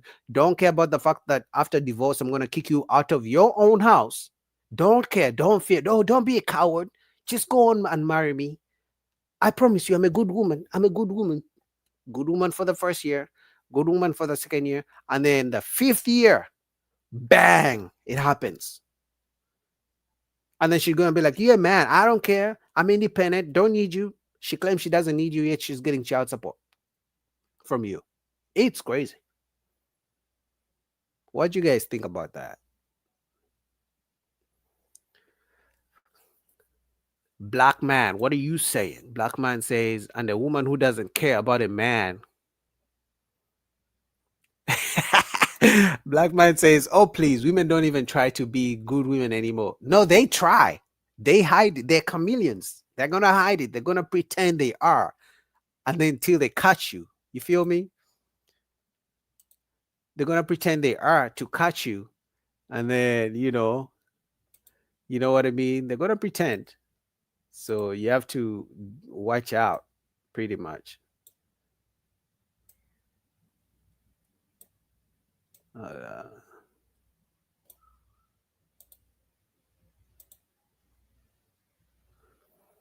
They're going to pretend. You have to be smart enough to catch it. All right. I got another video for you guys. This one, I don't know if you guys watched it. Do you guys see this on the NFL scammer who's using women on he's using women on dating apps, right? And getting money from them. It's funny, man. For women who claim to have like they say they have women's intuition, they're educated, they got degrees, but then they're letting a man scam them out of money on dating apps. It's crazy. So give me 1 second.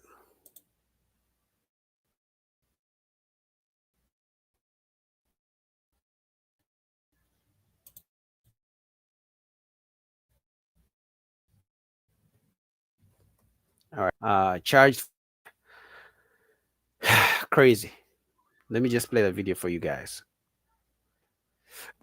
I'm telling you, black man, they claim they got women's intuition, and they claim they read the sign, the zodiac signs.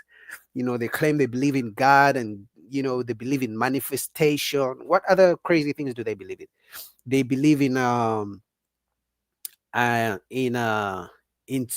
being spiritual, in chakras. They have all these weird beliefs, but for some reason, this guy was able to scam all of them through dating apps. Through dating apps.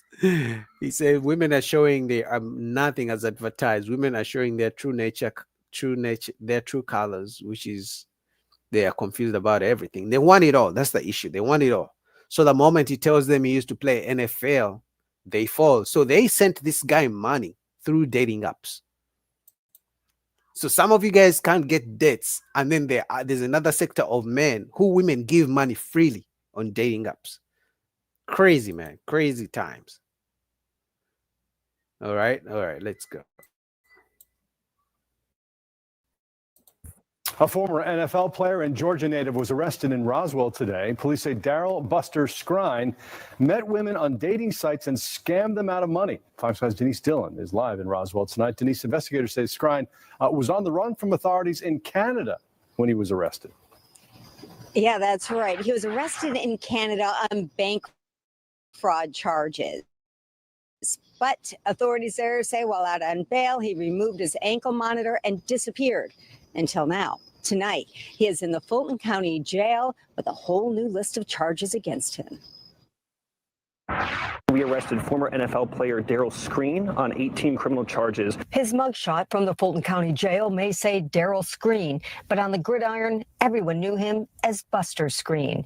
He played for Etowah High School, then the University of Tennessee, Chattanooga, and then went pro and made millions. He was a 5th-round pick for the Cleveland Browns in the 2011 NFL Draft and played for the Jets, Bears, 49ers, and Titans before retiring in 2022. The following year, he was arrested in Canada on bank fraud charges to the tune of about $100,000. About a year later, he was released on bail with the expectation of being monitored through GPS monitoring. He was able to remove that GPS monitor and fled to the United States. Roswell police say last month a woman reported she had been financially exploited by Screen, and she wasn't the only one. Investigators say he trolled dating sites looking for his victims and scammed them out of at least $300,000. And once $300,000? These are the bad boys they like. But the moment they hear he used to play for the NFL player, they give him all their money. So as you guys struggle getting dates because you're the average guy they don't want, the moment he mentioned his NFL player, he probably gets a rental Lamborghini or whatever the case is. They give him all their money. It's crazy, man. These are the bad boys they like. I'm telling you, you could find that all these women who gave him money, who he took money from, probably rejected so many average guys. But the moment they heard, oh my God, an NFL player sent me a message, he wants to go on a date, they give him a chance. You could find all the women who gave him the $300,000 refused to buy their ex-boyfriends a gift because he was too cheap. But for the new bad boy, for the new Pookie, they were able to give him $300,000, and they couldn't give their ex-boyfriends even $500. he had developed a significant relationship with them, he would ask them for money, promising that he would repay them through his NFL annuity, which he never did. Police say instead, Screen spent the money on Airbnbs, travel, and gift cards. Purchasing gift cards for himself, again, to kind of try and lay low and not have a financial track record that would allow him to be easily caught, again, knowing that he is somebody who is trying to evade justice from another nation. And police have identified 3 women in New York, North Carolina, and Wisconsin, and say there's a good chance there are other victims, possibly even here in Roswell. They ask anyone with information to give them a... I'm telling you, you're going to find that this Pookie, this bad boy, former NFL player, scammer, thief, was able to convince these women with degrees to give him $300,000. But those same women have men they refuse to give $500 because they were broke and dusty. They will give all their money to the bad boys. And I wouldn't even be surprised if he got some of them pregnant, because they love to get pregnant for the bad boy. But for the good guy, no. For the good guy, they'll make you wait 90 days for the sex and, take me to 10 dates. But for the bad boy, they easily send him money. Like, that's crazy. That shit doesn't make sense to me. $300,000. But those same women will reject an average guy, call him broke and dusty. And now they're going to use this guy to paint all men as the same.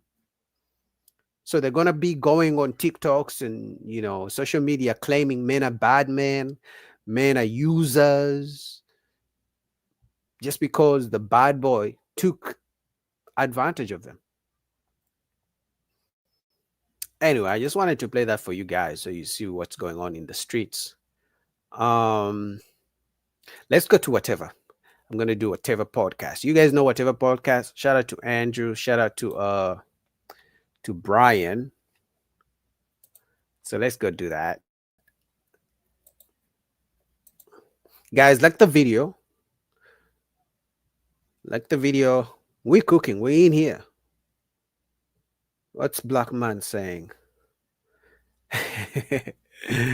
Black Man says, and that pleases a woman, she will do the most for. Women love a fantasy for a man to make that fantasy seem real. Yeah, they like to paint weird pictures. They love that Disney fantasy. They build a fantasy man in their dream, only to wake up and it's not real. But by then it's too late.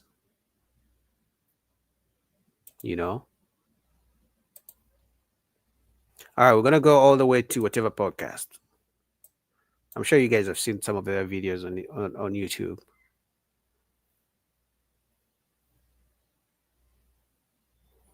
All right, let's go. Why don't average women want to date average men? Good question. Wait, I thought they do. Have you? I don't even think you've asked us that yet. Why don't Just average people. women want to date average men? Who Yeah, says why they don't don't? average women want to date like average guys? I feel like they do. I feel like they. I feel like they Can. honestly do. Well, here, let's do it like this. Would you date an average guy? Yes. What is average? Like average looking? Average looking, average personality, average income. I feel like they would have to meet my average, if not more than that. Because if you're not meeting me where I'm at, I don't want your average. Sure. Average personality? Hell no. Absolutely not. Wait, Would what do you never mean? date. I'm not gonna date someone with an average personality. So you're saying your personality? I don't you think. need somebody Yes, to- yes. Ava has actually amazing personality. Thank you. And I agree with that. Yeah, she needs a lot. When you say you have an personality. amazing personality, like, what do you mean?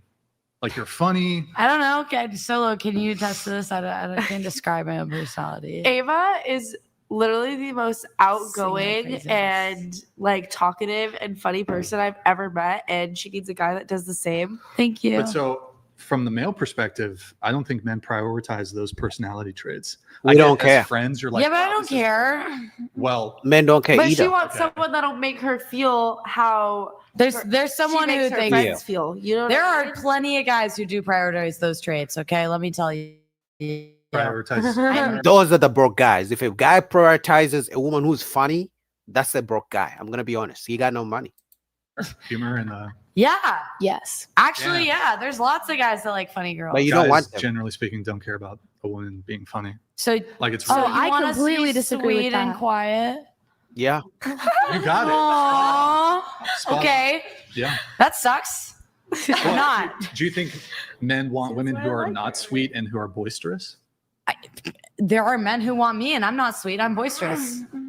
Okay. I'm sweet too. Look, this isn't when I'm throwing these. No, things I know. out- hold I'm on, just stop, saying, stop, like, stop. there are a lot of men. When who I'm do throwing that. these things out there, I'm not denying that. Like, there's no man on the planet Earth that wants you. That's not the case I'm making. But you're referring to average men who like average girls. I'm not an average girl, therefore I don't like average men. So average is going to be the majority. So yeah, a lot of guys probably don't prefer me. So, but what about you is above average? I don't Good think question. that I'm above average. Well, you just said you are. Okay, but does average mean like average like normal, or does Yeah, most people are average. That means most people are normal people. I don't know why they're acting as if they don't know what the word. For some reason, women, when it comes to the word average, they forget what the word average is. But those same women reject men every single day if they're not tall enough, if they're not rich enough, which means you're rejecting average men. The truth is, and I think it was just one woman who said she doesn't want average men. I don't know if it was her. She was honest. If women really wanted average men, men wouldn't be dying to get dates. Average men wouldn't be out here complaining. The average man is not tall. The average man doesn't make six figures. The average man is not like the most good looking guy. That's the average. And you'll reject them every single day. average mean like average amount of goodness? 'Cause Everything. again, preference, Oh personality, my preference. everyone's average is different. So I guess I'm your so average- confused. Can you give me like your a average? You're your neither average. hot My or ugly.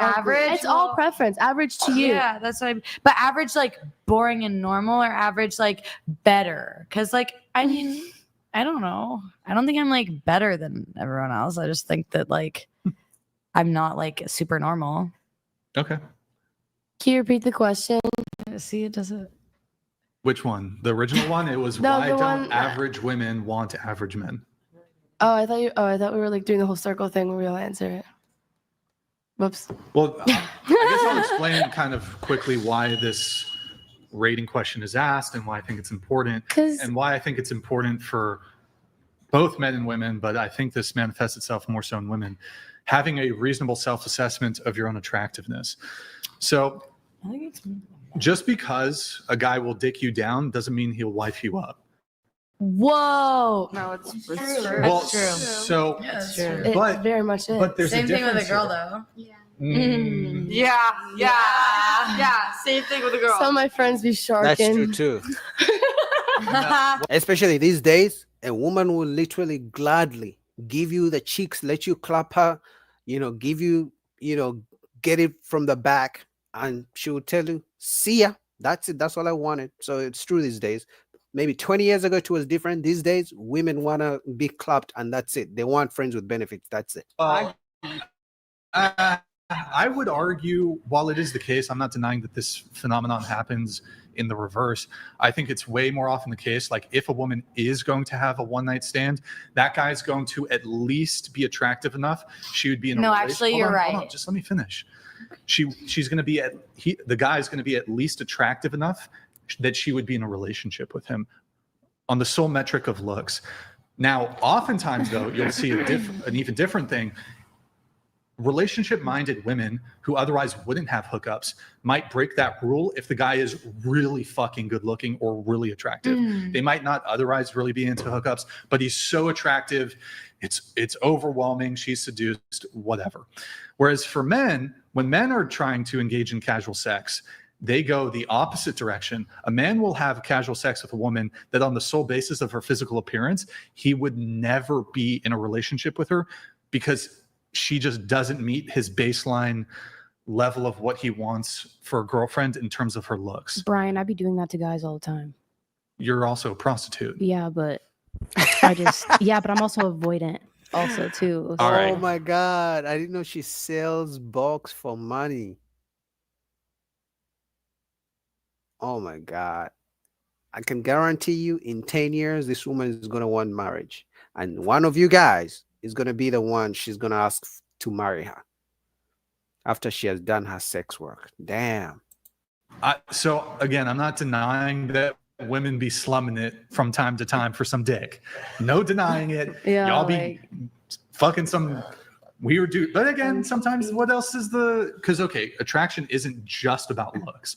There's other components too. So are you just like, it's like some of these bad looking dudes, like they're also like terrible personality and whatever? Like, what makes me want to hit it and quit it and like never text them back? Is that the question? Sure. I don't know. Just the fact. Well, so you're just fucking dudes with bad personalities. No. So if I go out of my way to have sex, girls with bad personalities that are also ugly. yes. What would that have to? I didn't say that. I think she said that. Yeah, I know. Okay, so if I'm fucking a guy and he's attractive and he's hot, I mean, I'm gonna fuck him, but I also don't want a relationship. So. But you said he's attractive. Yeah. I'm not gonna fuck an ugly guy. Wait, hold on. You're literally making my point. Okay. You're literally making my point. My argument here is that for a woman to sleep with a guy, he typically has to be at least good looking enough that she would be in a relationship with him. But men don't do that. A guy will sleep with a girl I agree with you who's like, he would be like, she could be amazing. She could be amazing, but just on the sole basis of her looks, he'd never be in a relationship with her. I don't think any of us are arguing. I agree. Right. But that's true. That's why you guys have seen some homeless women who are pregnant, because men will literally fuck anything. Unfortunately. Why? Because men will fuck what they can get. Until women can walk up to men and be like, hey, do you mind? Let's get it down. Until then, a man will take what he can get. I'm telling you. You don't have to argue. I'm sure you agree with this because this is a well-documented. Well, it's documented. It's a phenomenon. Now, the issue is if a woman isn't aware of her own standing in like the social order or whatever, I know it's, oh my God, he's explaining something to me that I disagree with. Oh my God. I don't know. You're rolling your eyes and shit. So I would say this, because women have sexual act, like for example, if I step to a girl and that's outside of my league, it's never considered in her brain, well, I'm not really that attracted to the guy, but he's offering dick, so I guess I'll fuck him for the experience. No, like if I step to a girl that's outside my league, instant rejection. So men, we get rejected on the front end. We get rejected up front. Y'all will get rejected on the back end where you're caught up in a situationship. Why won't he commit? He's a fuck boy. all this stuff. And I'm not saying it's impossible for women to get into relationships. No. But what I am saying is guys will keep you around. They'll sleep with you once, twice, 3 times, situationship, friends with benefits. And on the sole basis of your looks, they're not going to give you commitment. You have at least that limited sexual access to men outside of your league, whereas men don't get any access to women outside of their league. Instant rejection. This isn't a blame game, by the way. Like, I think it's stupid as fuck for men to be sleeping with women who they don't have a genuine romantic interest in. But I don't know if it's stupid. I think it's just nature. I think, unfortunately, that's how nature has it, that men will get what they can get. So if you find a man and he's always rejected by the beautiful women, guess what? If he finds a woman he doesn't really consider attractive, but he has been starving for 2 years and she gives him a chance to clap chicks, he's going to clap the chicks. As men, you can't afford to be as picky, especially you're not tall, like the good looking guy, you don't got the money. You can't be like very choosy and picky like women. that's sort of beside the point. This is an actual phenomenon that happens. So what ends up happening is you'll have women who are dealing with a certain caliber of guy, and you'll be chasing those dudes who will never give you commitment, and maybe they'll string you along, you'll be able to sleep with them. And then you'll look at the guys who are actually prepared to give you commitment, who may very well be on your level. You're not going to give them commitment. Maybe when you're 30, it's time to settle down. But by that time, fuck, that's a bad scenario. So I guess ultimately my point here is it's too late. I get the gist of what he's saying. Obviously, the women are not going to agree because the women want to be able to have their fun and do whatever they want to do. And then when they're 30, 40, 45, sometimes even 60, and now they want to settle down. Now they want to say, hey, big head, what have you been up to? Now they're seeing you have leveled up, you got your own house and things like that. Now they want to turn back and be like, hey, give me a chance. Unfortunately, that's the dating game. But what do you guys think about that? Shout out to Brian, whatever podcast. Thank you for being here with me on this nice Monday. So let's go. Let's just do It's Complicated and get it out of the way. You guys have probably seen this channel before. It's Complicated channel on YouTube. All right. All right, give me 1 second. Let me put it up here. You guys have definitely seen this guy on YouTube. Very popular. It's very nice questions and gets the women thinking, right?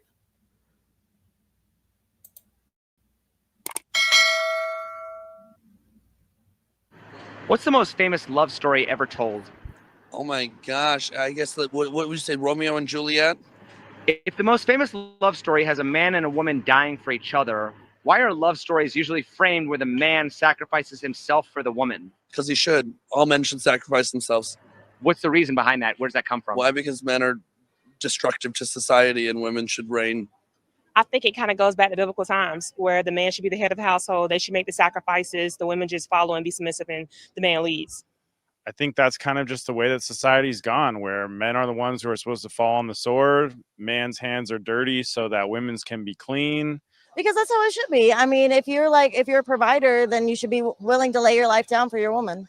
I don't have a problem being in the role as a man and sacrificing for a woman that cares about me. But really the way that society is these days, in America especially, it's like the women want everything from the man and they're not willing to give anything in return. They want chivalry, but they're not willing to reciprocate with, being in their feminine energy. It's really tough in this day and age, especially in Las Vegas, trying to date. It's crazy. Do you believe in 50-50 relationships or traditional roles, and why? It depends. So me personally, I go for 50-50 because I love to work and I love to provide. But if a traditional, where the man provides, works, then that's good for you. How can relationships ever be 50-50 when the man's expected to sacrifice himself for the woman and serve her with chivalry? That's a great question. I mean, it can be reciprocated. It can go both ways. The man can sacrifice while the woman is also sacrificed. So 50-50 can be the man sacrifices himself with chivalry, respect, and all that. And the woman is at home cooking, cleaning, taking care of the household duties. That in itself is 50-50. Why will men sacrifice their personal happiness for their family, while women will sacrifice their family for their personal happiness? Ooh, that's a good one. So you can't just like paint a picture of it because it's different for Good every woman. question. I would say women are expected to, literally give up everything. No, So it's true. okay, I would say, for a woman to choose herself for once, when in history she's always chose her family first. I'd say that's just the way that society has etched it out at this point. Feminism has kind of corrupted the whole thought of sacrificing for your family. Feminists are kind of taking over, and it seems like they're mostly out here for themselves. And guys, just because your woman is not a feminist, she may have friends who are feminists, and those friends may have friends who are feminists too. And actually, I find it very hard to believe because I know some guys like to say, "Oh, there's some good women out here, boogie. There's some good women out here who are not feminists." I'm telling you, if she's not a feminist, she has feminist friends or feminist-like mindset, which means really they have the same beliefs. So chances are your woman is a feminist too. Especially if you want to know a woman is a feminist, she's gonna be like, "Oh, I believe in equality, but I want a traditional man." That's a feminist. If a father of 2 kids sees a random woman attacked in public, should he intervene and protect that random woman? Ooh, I would say yes. Well, if men are supposed to be protectors, why shouldn't they protect their own family first? Why should that man risk his life, potentially leaving his own kids without a father? Good question. Ooh, like you got me there. It goes back to biblical. I feel like if he stands firm on what he believes in and helps, I think his family will be safe. Should all men be held He to... will be dead. Guys, don't be out here losing your lives for strange women you don't know. Your mama is gonna cry. Your kids are gonna cry. No one is the woman you protect from a bad guy, and the bad guy kills you. She's gonna go back to that same guy the same night, and he's gonna clap her cheeks. You'll be dead. Your kids will be without a father. She's never gonna come home and try to take care of your kids. Please don't do it. biblical standards when not all men follow the Bible? My belief, yes. But honestly, you can't be held to a standard that you don't understand or you don't have knowledge about. So I would say a perfect example of this is like the man who was out with his girlfriend and she got jumped and he was defending his girlfriend and stuff like that. I believe that if you see danger, you should be willing to be the one to step in. Like even me personally, if I saw that, I would be willing to step in and protect those people. Now, continuing on that point, why should men be sent to war to fight someone else's battle? Women are sent to war to fight someone else's battle as well. Not true. But aren't men required to register for selective service, but not women? That is true. Yes, they are. But that's just, again, if you want to go back to traditional roles, I mean, who set that system up? Men did. They set this system up. Men set up the system to be empowered, to be in dirty positions, to separate gender roles. And I think that they should allow the fluidity of everybody entering in every role and every possibility that men think that they have to be part of. But women like the traditional roles. Well, let me take that back. They like the traditional roles of a man. They don't like their own traditional roles. So, like I said, they will scream, "I want equality, equality." But when the rent is due, when the check comes on a date, when the protection comes into it, "Oh, a real man will protect me. A real man will be a provider." And then I'm like, "Oh, but I thought you just said you want equality. I thought you just said..." She will say she wants to work, but at the same time, she's going to go work, keep her money, and then she's going to expect you to work and pay her bills.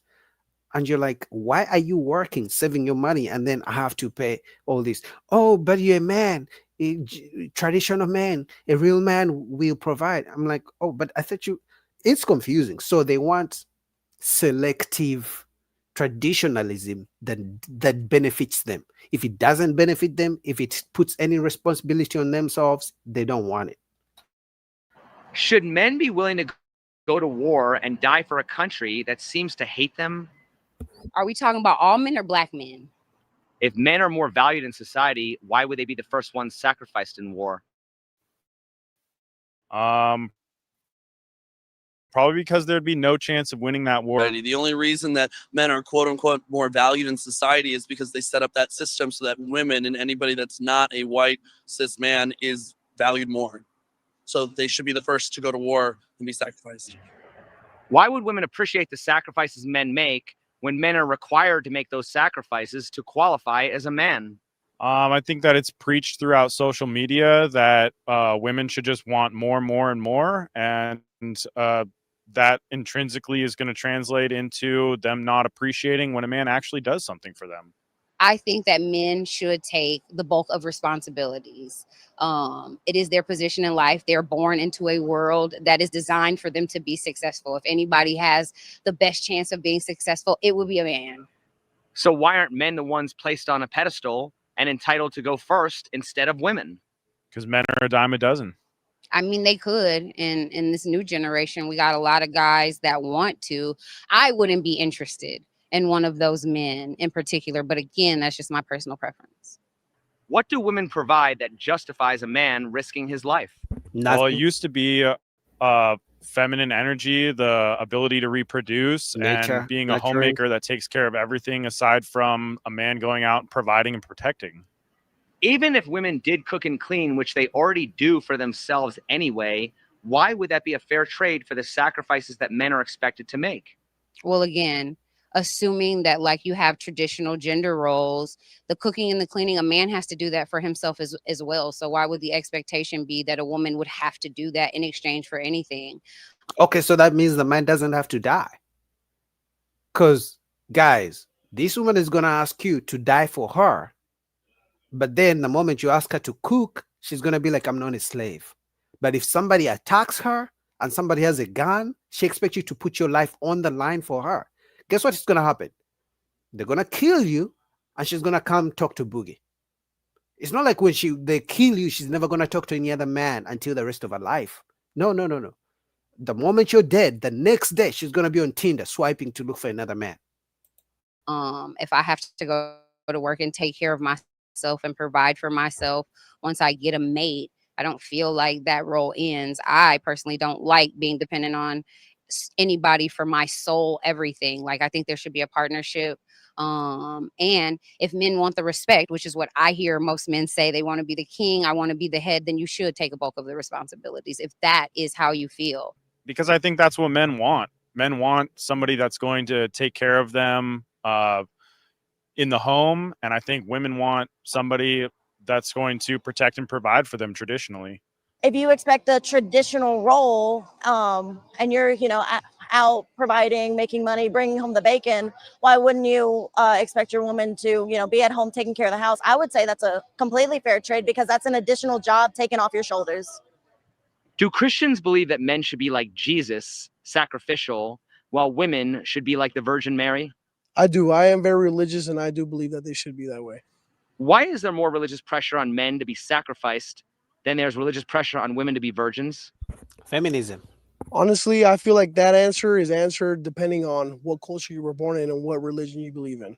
If you look at the Bible, it's like women being virgins and like men sacrificing. It's like men aren't expected to sacrifice that much versus if you look like in other countries, like women are expected to cover up and stuff like that. Like men don't have that same expectation.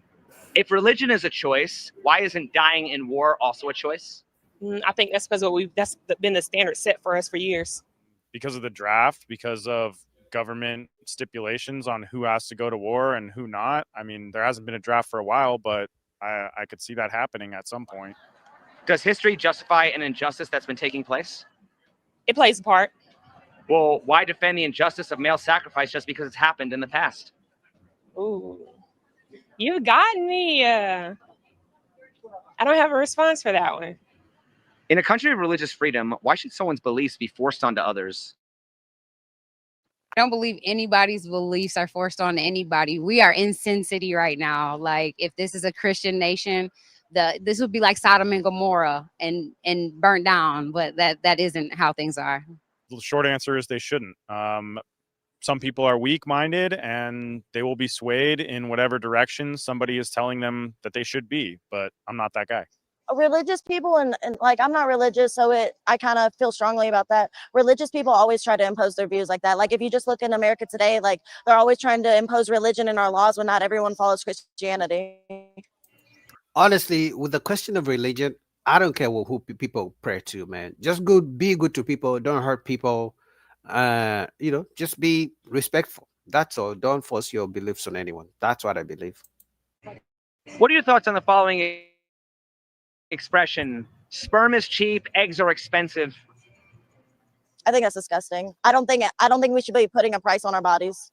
Sperm's cheap because you can easily there's a lot of men willing to give that up, and I feel like it's not hard to go find a sperm donor versus the egg donor. I feel like would be a little bit more. Well, I've never been to a sperm bank, so I don't know how expensive sperm is, but I have followed stories of women who do IVF, and from what I've heard, it's incredibly expensive. I think it's bullshit because, yeah, just any man's sperm is maybe not valuable, but at the same time, any woman's egg isn't valuable. It's there's genetics, there's quality of character, there's other factors that go into the value of each gender, each specific person's reproductive, whatever it is, juices. I don't know. Would you guys be? Have you guys? I don't know if I should be talking about this, but if a woman approached you to donate your sperm, would you guys do it? I know it's a crazy question, but I gotta ask. If they gave you if a woman gave you $1 million to donate your sperm, would you do it? I mean, $1 million. Be honest. If a woman gave you $1 million, would you donate your sperm? I think most guys would do it. Most guys would probably do it for cheap. Because guys who go to the sperm banks and donate their sperm, they do it for way cheaper.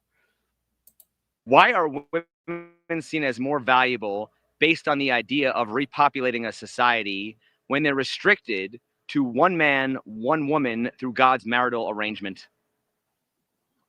Because at the end of the day, there's always going to be some man that's willing to impregnate a woman, but there's not always going to be a woman that's ready to bear the children of any man.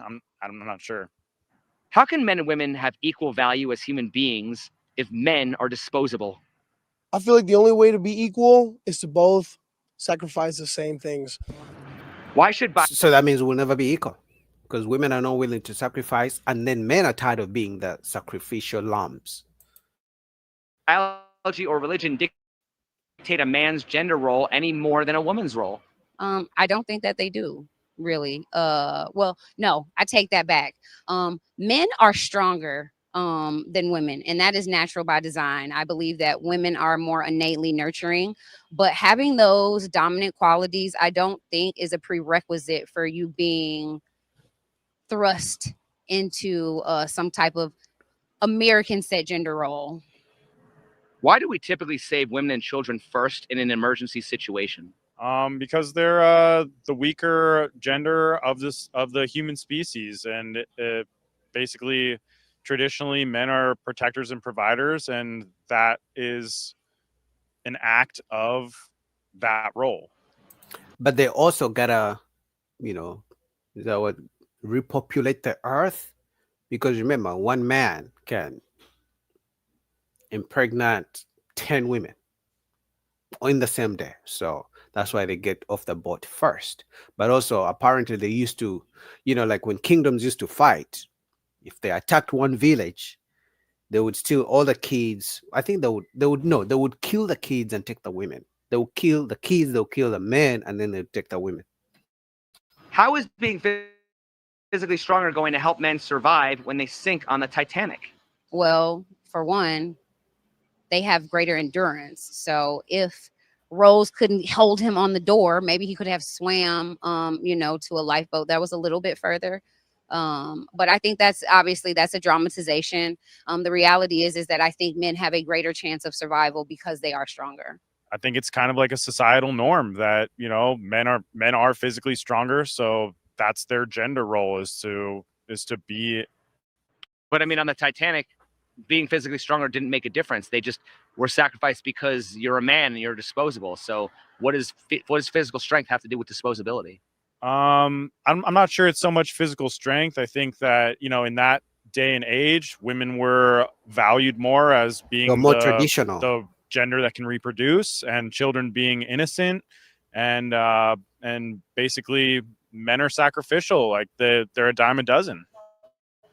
Why? No, at the time of the Titanic, the women were more traditional, so men were more willing to sacrifice their life for their wives, for their girlfriends, for their sisters, for their mothers, for strange women. But because in 2025, the traditional roles are honestly, at this point over with, men are not willing to just lay their life and lose their life. Like if the Titanic happened in 2025, I can guarantee you men would find a way to get off the boat first. They wouldn't leave the women and kids to get off. Maybe the kids, but when it comes to getting off the boat first, men would definitely get off the boat first in 2025 if the Titanic happened. What do you guys think about that? The channel is called It's Complicated. I'll put it down in the link so you guys can go finish the video. But we got another video from Lapif. So let's get into it. Hold on. I told you guys I got lots of videos to go through today. So buckle up. Don't forget to like the video as you come into the chat. All right. I think there was a fault. Hold on, let me see. Oh, wait.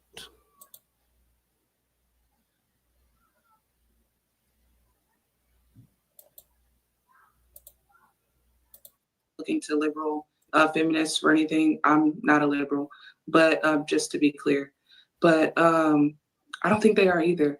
But the thing is, I'm not trying to define masculinity for men. But what I am saying is yes, there are burdens and expectations that are placed on both masculinity and femininity, and both of these things have to be performed. And because they have to be performed, what is this dance that is being demanded for by men? What is masculinity? Protection and provision. That's like a common thing, right? Providing is not the same in 2025 as it was in the 70s. For us now to have the same buying power that people did in the 70s, these men could afford to have 2 families. They could afford to have one and a family on the side, and they were fine, and they just needed a job. So if we say that a man's masculinity is based on whether he can provide or not, it doesn't make sense. And also it doesn't track because over half of American families are dual income. Well, we're not saying this. Hang on, Wisdom. We're not saying it's based on what a man can do in real time. A lot of us are saying masculinity is based on what we've done in the past. The fact that we created a place where you can sit here and say that, oh, masculinity, it's not necessary anymore. It's not necessary because I'm just saying what I heard. You're saying it's not the way it used to be back in the days. The question is, you have to ask this, why isn't it like that? Why? What work did we do as men to get it to the point where it's not like that, where you could sit out here and challenge us and call us, tell us that you don't need us? We created a society. We had people go on beaches in fucking Omaha and die by the thousands just for you could sit here and say that. So masculinity is not something that is right now. It's in the past and in the future. So those guys who sit here and die so you can sit here and say that, they didn't compensate for you to sit here and turn it. Go ahead, M. White, because you got your finger up. I don't like holding you up. Go ahead, M. White. You missed I was gonna say I gotta shoot the girl some bail. I don't think that's what she was saying. Well, I heard her say something. I heard her say it's not like it was in the past. So why do we need to? Economically. Yeah. You can correct me if I'm wrong. Right. And that's what you said, right, Kia? Economically, it was different, right? Yeah, it doesn't matter. It doesn't matter if women can earn money. For a man or a husband, if we say that, hey, masculinity for men is your ability to protect and provide, and your wife be at home, and you go out and work, most American men cannot do that, and most American men do not do that. So I think women say that. Guys don't say that. We don't say that. Women say that, but the numbers show. The numbers show I'm not talking about the numbers. Hold on, y'all. Let's make sure we're not talking over each other. Yes, sir. We wait, and then I could put the time on there just for the people that's a little bit long-winded. Let's make sure we got a full panel, so let's make sure we say things within a minute and 20 seconds so we can keep the time flowing. Okay, I was I trying to think jump in anyone and was say, actually because I think supposed I to can say solve. something. My bad. Yeah, I think I can solve this whole thing. I think the point she was driving at was that the expectation that's placed on men is unfair based on the things that society has, and then she tied it into that the expectation that's placed on us from a traditional stance as far as how we're supposed to provide isn't really possible in the current economic process for the majority of men, and that she tied that to say that the expectation is placed by the patriarchy, so that's also hurting men. Not to say men was useless or any of those things, but to say it could benefit men to not place the only provide expectation on them. Was that what you were saying? Yes, that should be your ability. Yeah, but she's wrong. Men don't place the whole I want to provide protect on themselves. Women put it on men. The 6 figures, he gotta be 6 feet, he gotta be a protector, he gotta be a real man, he gotta accept my kids. Women set those standards for men. If tomorrow women woke up and said, we don't want men who make 6 figures, we only want men who drive buses, we only want men who work at McDonald's, men who work at Walmart, you'll see. You'll see what men do. You will literally see other men who work at Walmart and drive buses lining up. So women set the pace, the standards. Now, men can opt out of that, but until women change the type of standard they have for men, for the so-called good man and provider man, until then, it is what it is. Provider protection not be contingent on this idea of masculinity, because masculinity really isn't real. It's not a real thing. All right, so this is the issue with that. Patriarchy doesn't place that expectation on men. Women do. What does? Women do. Until you ladies want to start dating men who are shorter, broker, don't work as hard as you, dudes that make less money than you, until you want to say that, until you ladies start dating and marrying those men Facts. in mass, Yep. then this is an irrelevant conversation. Women as a group marry men who out earn them by 40%. That's as of 2024. Facts. So the idea that this expectation is placed on us just by society is bananas. If a Beyonce, she make $300 million, she want Jay-Z because he make $800 million. Fact. She's not picking a barista out of Starbucks like Matt Damon did. Facts. This idea that is placed, an expectation that's placed on us by society, it's placed on us by y'all. If you want some cat as a man and you are broke, you can forget about it. You are going to pay for it, or you're going to watch it in virtual reality. Those are your options. So the idea that this is that women are somehow part of society but don't contribute to the expectations that are being placed on men, and if they could just let go of patriarchy, that's bananas. And then I'll make this point as well. This idea that women never worked in the past and that men just earned all the money and women didn't work, that is foolishness. Women sold Mary Kay, they sold Tupperware, they cut coupons, they made clothes by hand, they washed the clothes by the riverbed, they grew food and sold it in the market. Yep. Proverbs 31, that is in the book of Proverbs. The book of Proverbs was written by Solomon. Solomon existed 1,000 years before Jesus did. That's 3,000 years ago.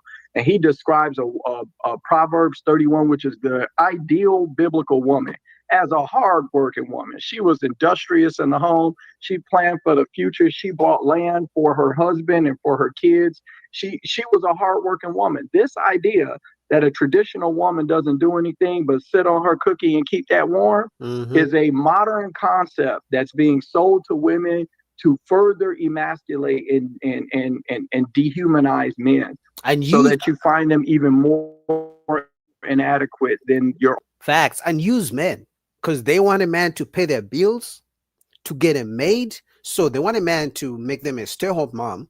But even if they stay home, they want you to hire a maid to come and do the cleaning so she can just watch Love and Hip Hop on TV and her movies. And then she wants you to also hire someone to come, a babysitter, to watch the kids or to pay for daycare. She just wants to stay home and be a princess and do nothing. Already being coached to find them. And these ideas are being fed by feminism into the general narrative, so that you guys say stuff that doesn't even match up with reality and doesn't match up with the past. These expectations come from women, not patriarchy, sis. Facts. Sorry. So you said these expectations do not come from patriarchy, that they come from women. Yes. And then you went on to say this idea that men needing to be providers, that it comes from society is bananas. If I did not say that. You did say that. You Verbatim. said from women. You did. No, I did not. I said that women not You work. said Men this do need to idea- be providers, you but said that this doesn't mean a idea woman doesn't need to that- work. You said until women start I just dating men clarified. I'm not who going to make argue less than about them something. in I just drugs, clarified. you said you this is what you did. You said this idea that I'm not like going to that's argue what with you you about did. something You I said said. that. You did. Okay. Well, then excuse what you thought I said or what I did say, and take the clarification I just gave you. Women have always worked. Black women in particular. I'm Men not being disputing that. providers doesn't mean women don't have jobs. That's I'm not not what that disputing means. that. I was not Okay, arguing. well then I'm not saying that I'm pushing against the narrative that traditional women are always stay-at-home wives. Traditionality is not about who works. Traditionality is about an assignment of authority. It is about a woman who submits headship to a man and a man who fully takes on that leadership. It's not about whether or not the woman works. So that means he's right. That means they switched up what it means. To them, what it means is pay all my bills 100%, get a maid. I'm not even going to cook for you. Get a daycare to take care of the kids. I don't want to look after the kids. Let me go do whatever I want. That's what they think traditionalism means. They switched it up. Obviously, it benefits them, so I could understand why they switched it up. But shout out to Lapif. I'll put the link down below. What is Black Man saying? Black Man is saying, is that his philosophy or an exact science? I have my own theories, like I'm sure any man does. Yeah, but in general, Black Man, he says a woman has to be a benefit to a man in order for him to take her on. Yeah, I agree with that. And then you said Pookie and Riri are broke, but the women who like them give them box. To be honest, women will give box to anyone as long as they get something from him. So if they like dick from Pookie, they will give him the box. If they like money from you, they'll give you the box. If they like the fact that you take care of their kids, you accept their kids because she's a single mom, they'll give you the box. If you like to give her car rides because she doesn't have a car, she will literally give you box because you're the guy who she calls on when she needs to get somewhere because she got no car. She'll give you box. So women will give you box for whatever reason, as long as they get something from it, Black Man. So it's not that she likes you for you. No, she's giving you box because she gets something from you. So whatever raw benefit she gets from Pookie, sometimes they give Pookie because Pookie gets them weed, Pookie gets them drugs. So, are we saying she likes Pookie because of who he is? No, she likes Pookie because Pookie gives her weed. So she will give him the box until she doesn't like him anymore. So really, Anyway, we got another video. What's next? I did that. We got Anton Daniels. So did we do this one? No, we didn't. I just went back and did that. I'm not confused. I think we're doing this one. Let me see.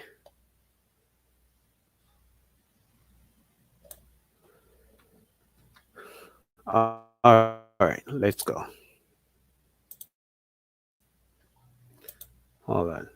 I got Anton Daniels for you guys because you guys like when I react to Anton Daniels. So I might as well give you what you like. All right. Give me 1 second. The conversation we just had. So shut up essentially because they are making it harder because you're essentially saying you want to be a man, right? And then when the men give you what you want, then you say, well, men aren't being men. That's because you're the man. Yeah. You And can't tell them women that though. You naturally can't don't want convince them that. what you say, Molly? No, I was just saying you can't convince those kinds of women that though, that you can't have it both ways. You want a man You want a girlfriend. But I A hear roommate. women saying that I'm they about to say, want. really, that's a roommate, and It's a that's roommate. a lot of stress on a relationship. I don't know, just That's why these women are worn out when they want to break away from their relationship and be a hot girl because I think they want to be provided for. if you truly want to go 50-50 without any kind of pushback, then just don't move in together. You just don't move in together, and that way y'all not split nothing. She living whatever life that she was living, you living whatever life that you living.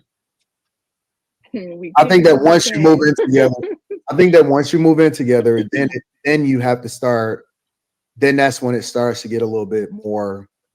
If you're a person that got this mindset to where, hey, I need to go or I want to equalize, that's where it's going to become a problem.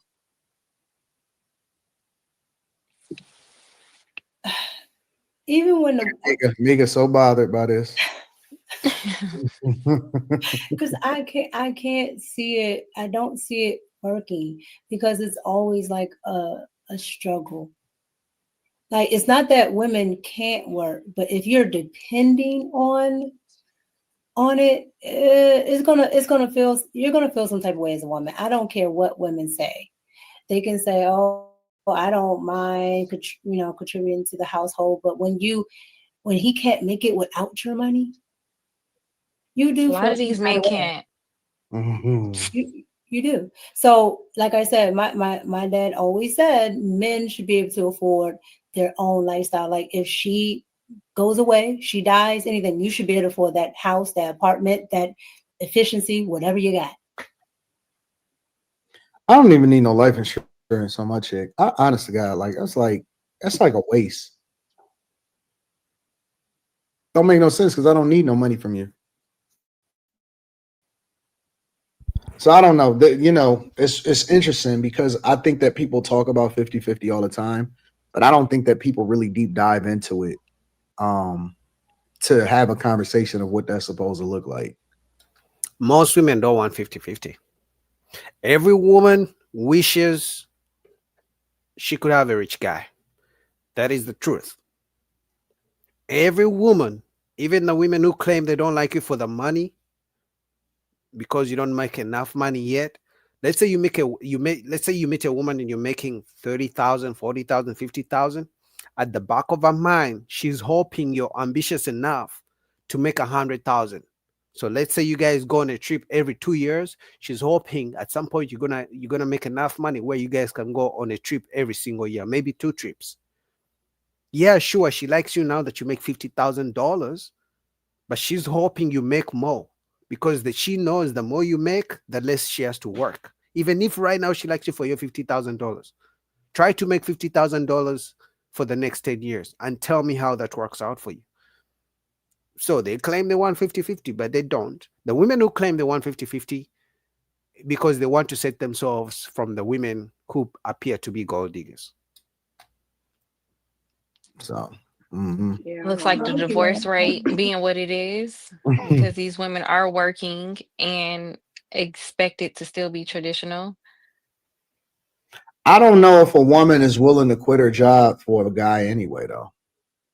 I don't think that women today trust men enough to quit their job if they was to get into a relationship with a guy that was like a high or a decent earner. You ain't got to be a high earner, but a decent earner for whatever it is that your lifestyle is. He's gonna have to be a high well, earner. does she really have to quit though? I mean, because I don't think that it's necessary for you to have to quit unless you're going to raise a family, or you just start helping him. But they could be I moving would think state. that you would now start putting the money that you're making into the pot, like here. I don't think that most women be wanting to work like that, though. Carrie, is what I'm saying. I think that most women don't like their jobs. Is put it like that. I ain't gonna I don't think lie. it's so much about the money. I think it's more or less about they don't want to deal with the shit that they got to deal with going to work every day. I don't think that they like getting up at the time that they got to get up, dealing with the people that they got to deal with. Fact. A lot of women don't like the fact that they have to deal with the shit they got to deal with going to work. That's why they want to So provide a you man. think if they don't like it and they get with a guy and they have the option to quit, they wouldn't quit? purely because they would be quitting I think that they, to be with him. I think that they want to. I But they don't think that wouldn't. they feel as though. Well, I don't think that they feel enough secure in a relationship to where they would, because why wouldn't they quit if they did? I got a question.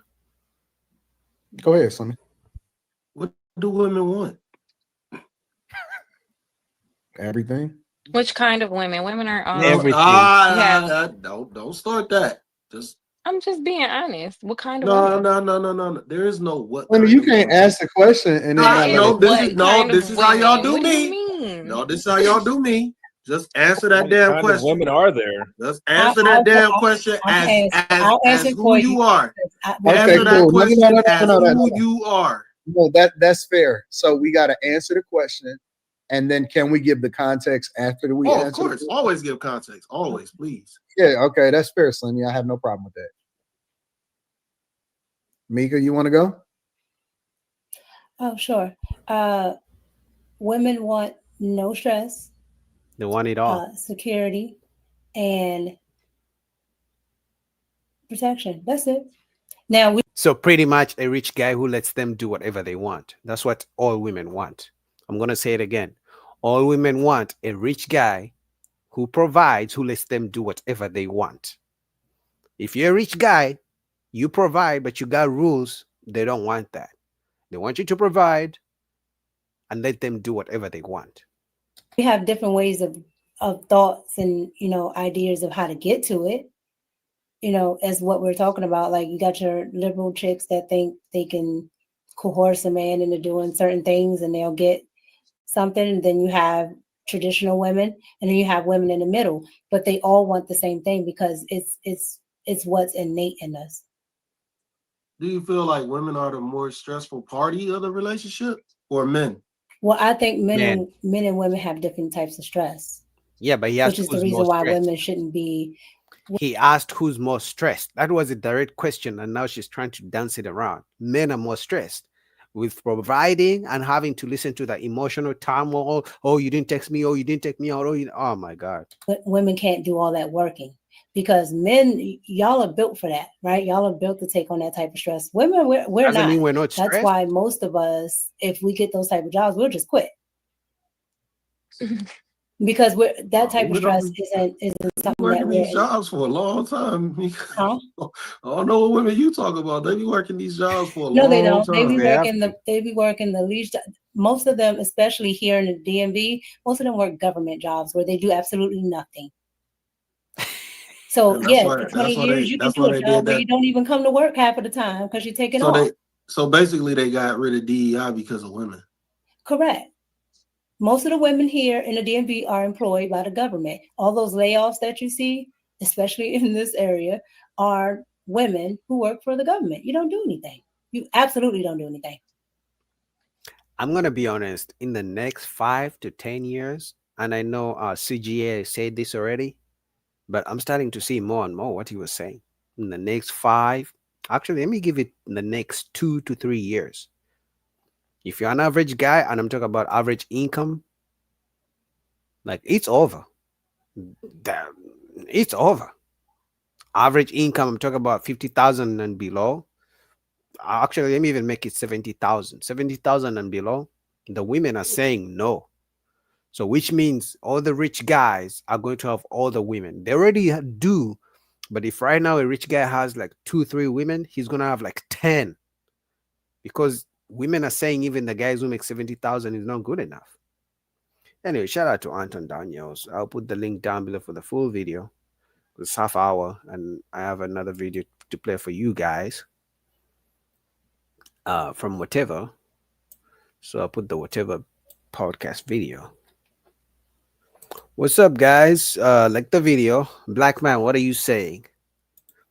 Black man is saying, I can tell the difference. I can tell the difference sex I get for what reasons based on how that particular woman sees me in her mind. Some women think I'm a good guy. Some think I'm in between the streets. Yeah, but regardless, she's getting something from you, or whatever she thinks she's getting from you. So Here's the thing. Hold on. Black man, what you consider a good guy is not what women consider a good guy. So unless you ask the woman, what do you mean by I'm a good guy? Which she's probably gonna lie anyway. But I'm telling you, what men consider a good guy is different from what women consider a good guy. And that's the first video I played. Because some women are even saying good guys are not good enough. These days, to most women, a good guy is the one who has money. Just because you respect people, you don't commit crime, you're a nice guy, you have your stable job, you respect your mama. I don't know, whatever you think makes a person a good person. Yeah, women don't consider that a good guy. Women only consider you a good guy if you have money and you spend it on them. That's the good guy. So you may have all the qualities of a gentleman, but they don't want a broke gentleman or whatever they consider broke. They want a rich gentleman and willing to provide. So if you're just a gentleman who's rich but don't spend the money, they don't consider you a gentleman. So all those women you think consider you a good guy, you gotta find out what they consider a good guy is. All right, but let's go to whatever podcast. So let's go.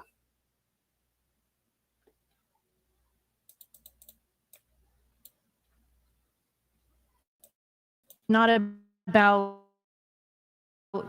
feminism at all. I've been anti-feminist since high school because it's really destroyed dating and getting married and having kids. Why do you think that? Because an unequal society is what I would call a safe society. What I understand about feminism, it's a civil rights movement in the West. I mean, it's kind of a global issue. I call it cancer because it placates off of the natural inclination for women to be corrupt. It's a very corrupt ideology. Did you read Rachel's book? Which book? No, then. Occult Feminism. Occult Feminism. No, I haven't. I'm probably plugging. Yeah, and the reason why I've been anti-feminist since high school, because again, I'm a product of the. One sec. Go ahead. Hold on. What was I saying? Women have a particular innate capabilities that can make them very corrupt and manipulative. And I noticed with feminism, it really magnifies that because it actually calls it a civil rights movement in the West, and it's a fake civil rights movement in the West. But it really just ends up becoming a big government situation, which is what most civil rights movements in the West is all about. It's not really about your civil rights. It's not an inequality thing because we have equal rights. But I'm at the point now where I'm like, less rights for women, the better, because it's actually becoming such a cancerous society. It's destroying family and tradition. And I'm very patriarchal. I appreciate I have the this question. patriarchy. Oh, sorry. I want to hear it. Hold on. Yeah. Before I let you come in. Yeah. You were making a face when she was talking about not liking feminism or whatever. Give it to me. A lot of you were actually grimacing, so I'll give you guys all a chance to state your disagreements, I guess. Go Yeah, ahead. I'm a content creator that focuses on fashion and beauty content. I support women empowerment. All my audience is women, like 80% of my audience is women. I'm very much for women empowerment, like making sure women like feel like they should be able to be independent. They don't need a man. Like they can have a successful job and career without relying on a man. A man should be able to support you and support your dreams and careers and aspirations without bringing you down. I don't think anybody technically needs a man to do any of that. I do. We need them. We really do. You can want one, but I don't think a woman needs one. Like I am financially independent, always have been since I was the age of 15. I've always had a job, always knew how to work, knew how to pay my bills. Like I never needed any support from anyone, including my family. Like I didn't need that aspect. So without women's rights, like, are you saying that women shouldn't be able to be successful? Like I want to be a successful woman. I want to be a girl boss. Like I want to live my life the way I want to live it. I don't want it to rely on what a man wants me to do. Do you want kids? No, I Marriage don't. or anything like that? I want to be married, but I don't want kids because I'm. Which guy is she gonna get married to? Must be like maybe what's that guy? The Playboy guy, the Playboy Mansion, who was 85 years old with a few wives. maybe that type of guy doesn't want kids. If she's planning to marry a guy who's 95 and doesn't want kids and she takes his money when he dies. But which guy is just going to marry you just for the sake of it? Any man who's going to marry is going to want to, he has to have his own kids already. But you're saying you don't need men, but then you want marriage. If you don't need men, how can you want marriage? Those two can't go together. Oh my God. Just not a person that finds a need for. I just don't like children. I worked at an amusement park for a long time. I worked at a mall for a long time. Like, I What's just the point don't of like getting kids. married if you're To be not gonna have happy, like, I kids? just Or, I mean, want. well, Right, That's not that what is the the purpose purpose of of marriage. marriage. Literally, Yeah. the The point of partners- marriage is to have kids. To be fair, you can. I thought the you point can of marriage is to have a life kids- partner. Yeah, it's You to can have have a partner. kids outside of. Some people are infertile. Oh, yeah. What do you think about You that? can have kids outside of marriage. You can stay with somebody for your whole life without marriage. But okay, so you don't want kids though. Yeah. I just don't see the point. Like, I of want to be getting happy married. with somebody. I want to have like a partner that supports me through Yeah, you can everything Yeah. I do. I want to support them through everything that they do. Right there. She doesn't want kids. She does, but she wants marriage because she wants a partner who can support her. So, guys, what do you think that means? She wants a man who's going to pay her bills. So she wants a man who's going to be able to take care of her retirement plans. And that's what, I mean, I'll give her credit for being honest. Most women don't say that. Most women who get into marriage, they use the kids, but honestly, they just want the man who's going to be able to pay the bills, and so that they don't have to slave away at work. So I'll give her credit. But the truth is, it's not that she wants the man or the marriage. She wants someone to secure, because she knows if there's a divorce, she will take half. At the end of the day, we build each other up. I personally want to, I want to have a wedding. Like, that is a fantasy of mine. Like, I want to get married. I want to have a wedding. Like, See, you want to have the wedding. She doesn't want to be a wife. You want to have the marriage. Wait, how's that? It's the show of it. It's the fantasy of it. The wedding. It's not the actual unity doesn't or wanna be a union wife. of it. Right. That's not what You she can said, still though. be She a wife doesn't and wanna have be a kids. mother. Yeah, No, I want to that's be exactly a what she wife, but said. I don't Because want to marriages be have a mother. kids. Not all men want But you said kids. the wedding is the fantasy. What about the marriage specifically, absent your own desires? Like, what is the purpose of the marriage? Like, What's the the benefit? supporting one another and having How? that bond. You can have that absent marriage. But you said you don't need a man. I don't need a man. I So- can support myself. Well, She wants like, You can want something and not need it. Exactly. Like, I we want makeup, new but we don't Gucci need it. shoes. Yeah. I don't need it, to be honest. Sorry. That's the difference. Like, there's a want and then there's a That's a need. dope I don't analogy, need a but man you to get be it. who I am. I can want a man, and I do want a man, but I don't Okay, need who else one. disagreed with her? Do you, I you disagree? I'm kind of on the same wavelength as her, because it's like, I mean, I don't need a man, but I want one. Like, I moved Okay. across the country, like, by myself and found a place within the 2 days. I didn't need a man to do that.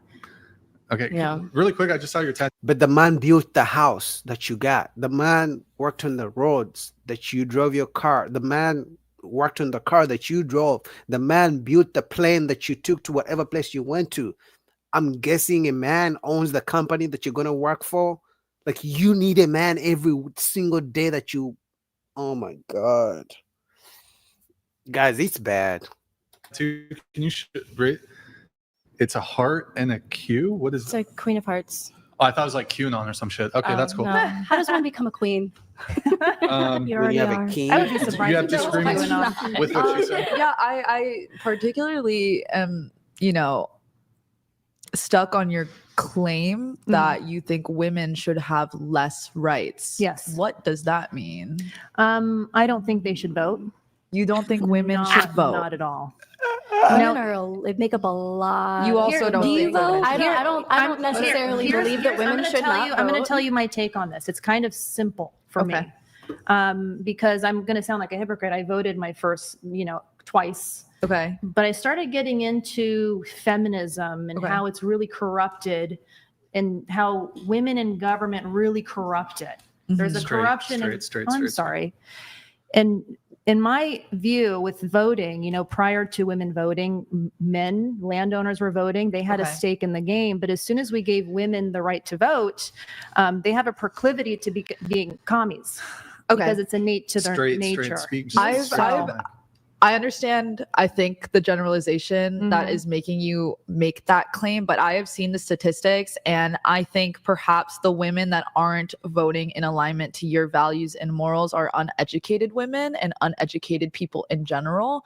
I think there should be perhaps a basis level, and I know that education is not accessible for everybody in our country, but for, you know, our government to function in the way that is going to be best for our society, I think that there should be a base level of education, because recently there's been a lot of uneducated people who have been voting, and those are the people who have been showing up and showing out. And I think that That's true. She's going on and on, but I think most people vote, but they don't educate themselves. They vote based of feelings rather than someone's game plan, right? So there's some education needed about the plans and of someone you're voting for and how they're going to affect you. But I don't care about other voting crap. I wanted them to stick to the dating anyway. What would you guys think about that? I'll put the link down below to whatever podcast. All right, next we're gonna go um all the way to Anton Daniels. All right. And then I'll do another one for you guys about my boy MCHR. What's up, guys? Where you guys watching from? I'd like to know where you guys are watching from. Comment down below or something. Let me know what's good. Like the video, support your boy. You know.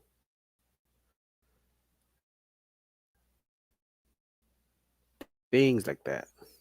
Give me 1 second. Maybe I should do that. Where you guys watching from? Comment down below what's up.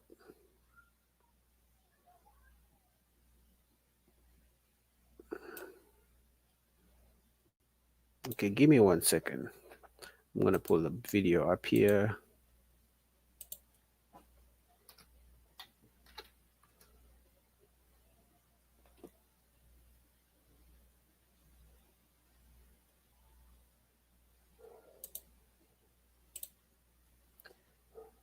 Give me 1 second. Where you guys watching from though? Talk to me, what's good?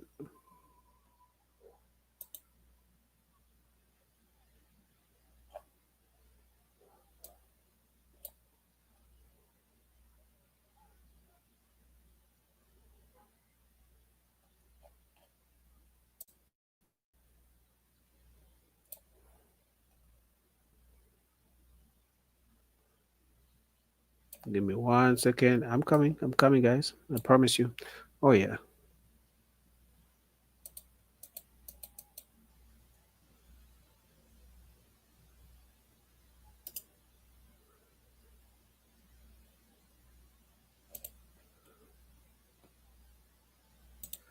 All right, I got you. All right, let's go.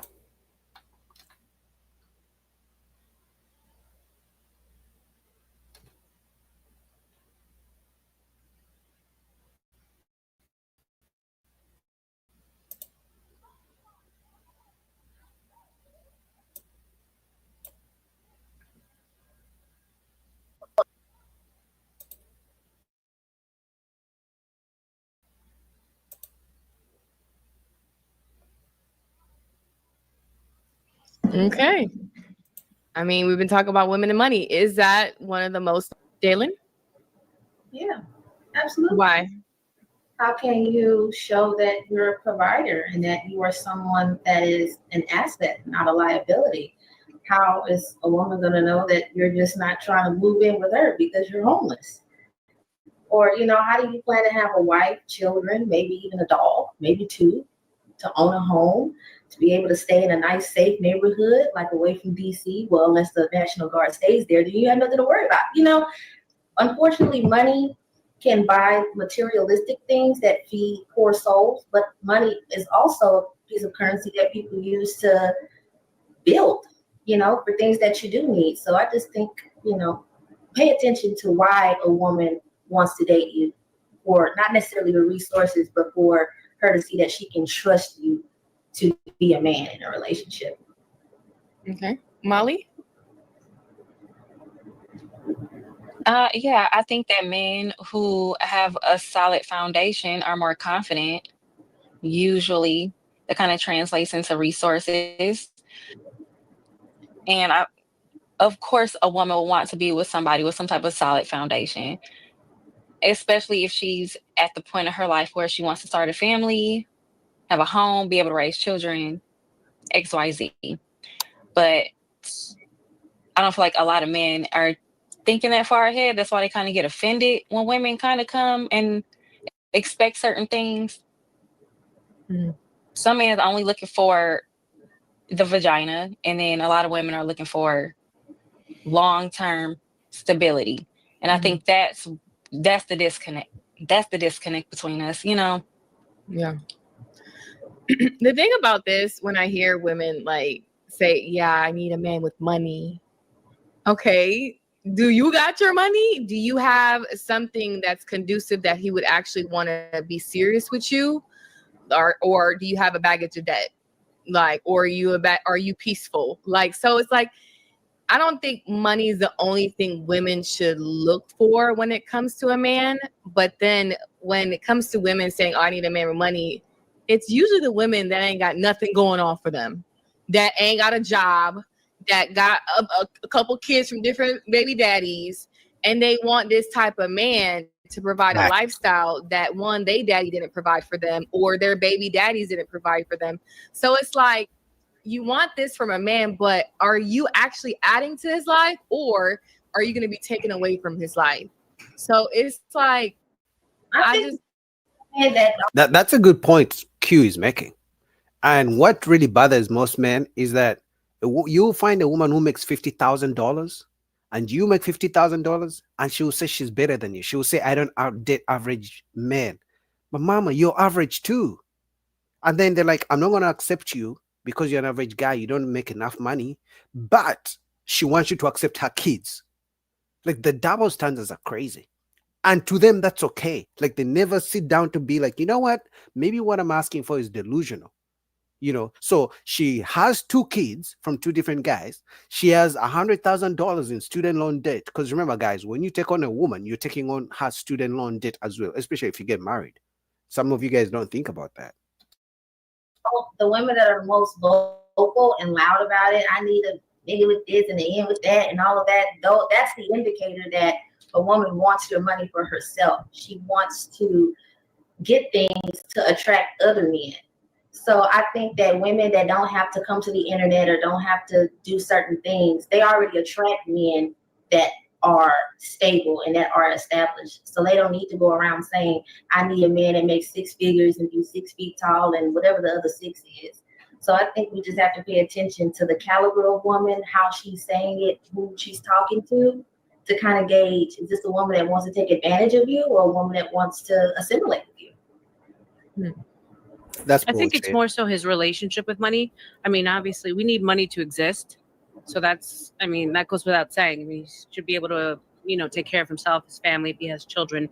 But the relationship, and I think most of the time women are looking for the flashy things, the cars. And that to me screams, red flag. I look for men who are a little bit more subdued, a little bit more low key. They have like a better relationship with their money. They have investments. They have their money away in other things besides spending it on flashy things to attract women. So I think, we're so focused on the bag and the dollar, but it's how they handle it. They don't necessarily have to make a whole lot, but they have to have a good way to manage it. Yeah.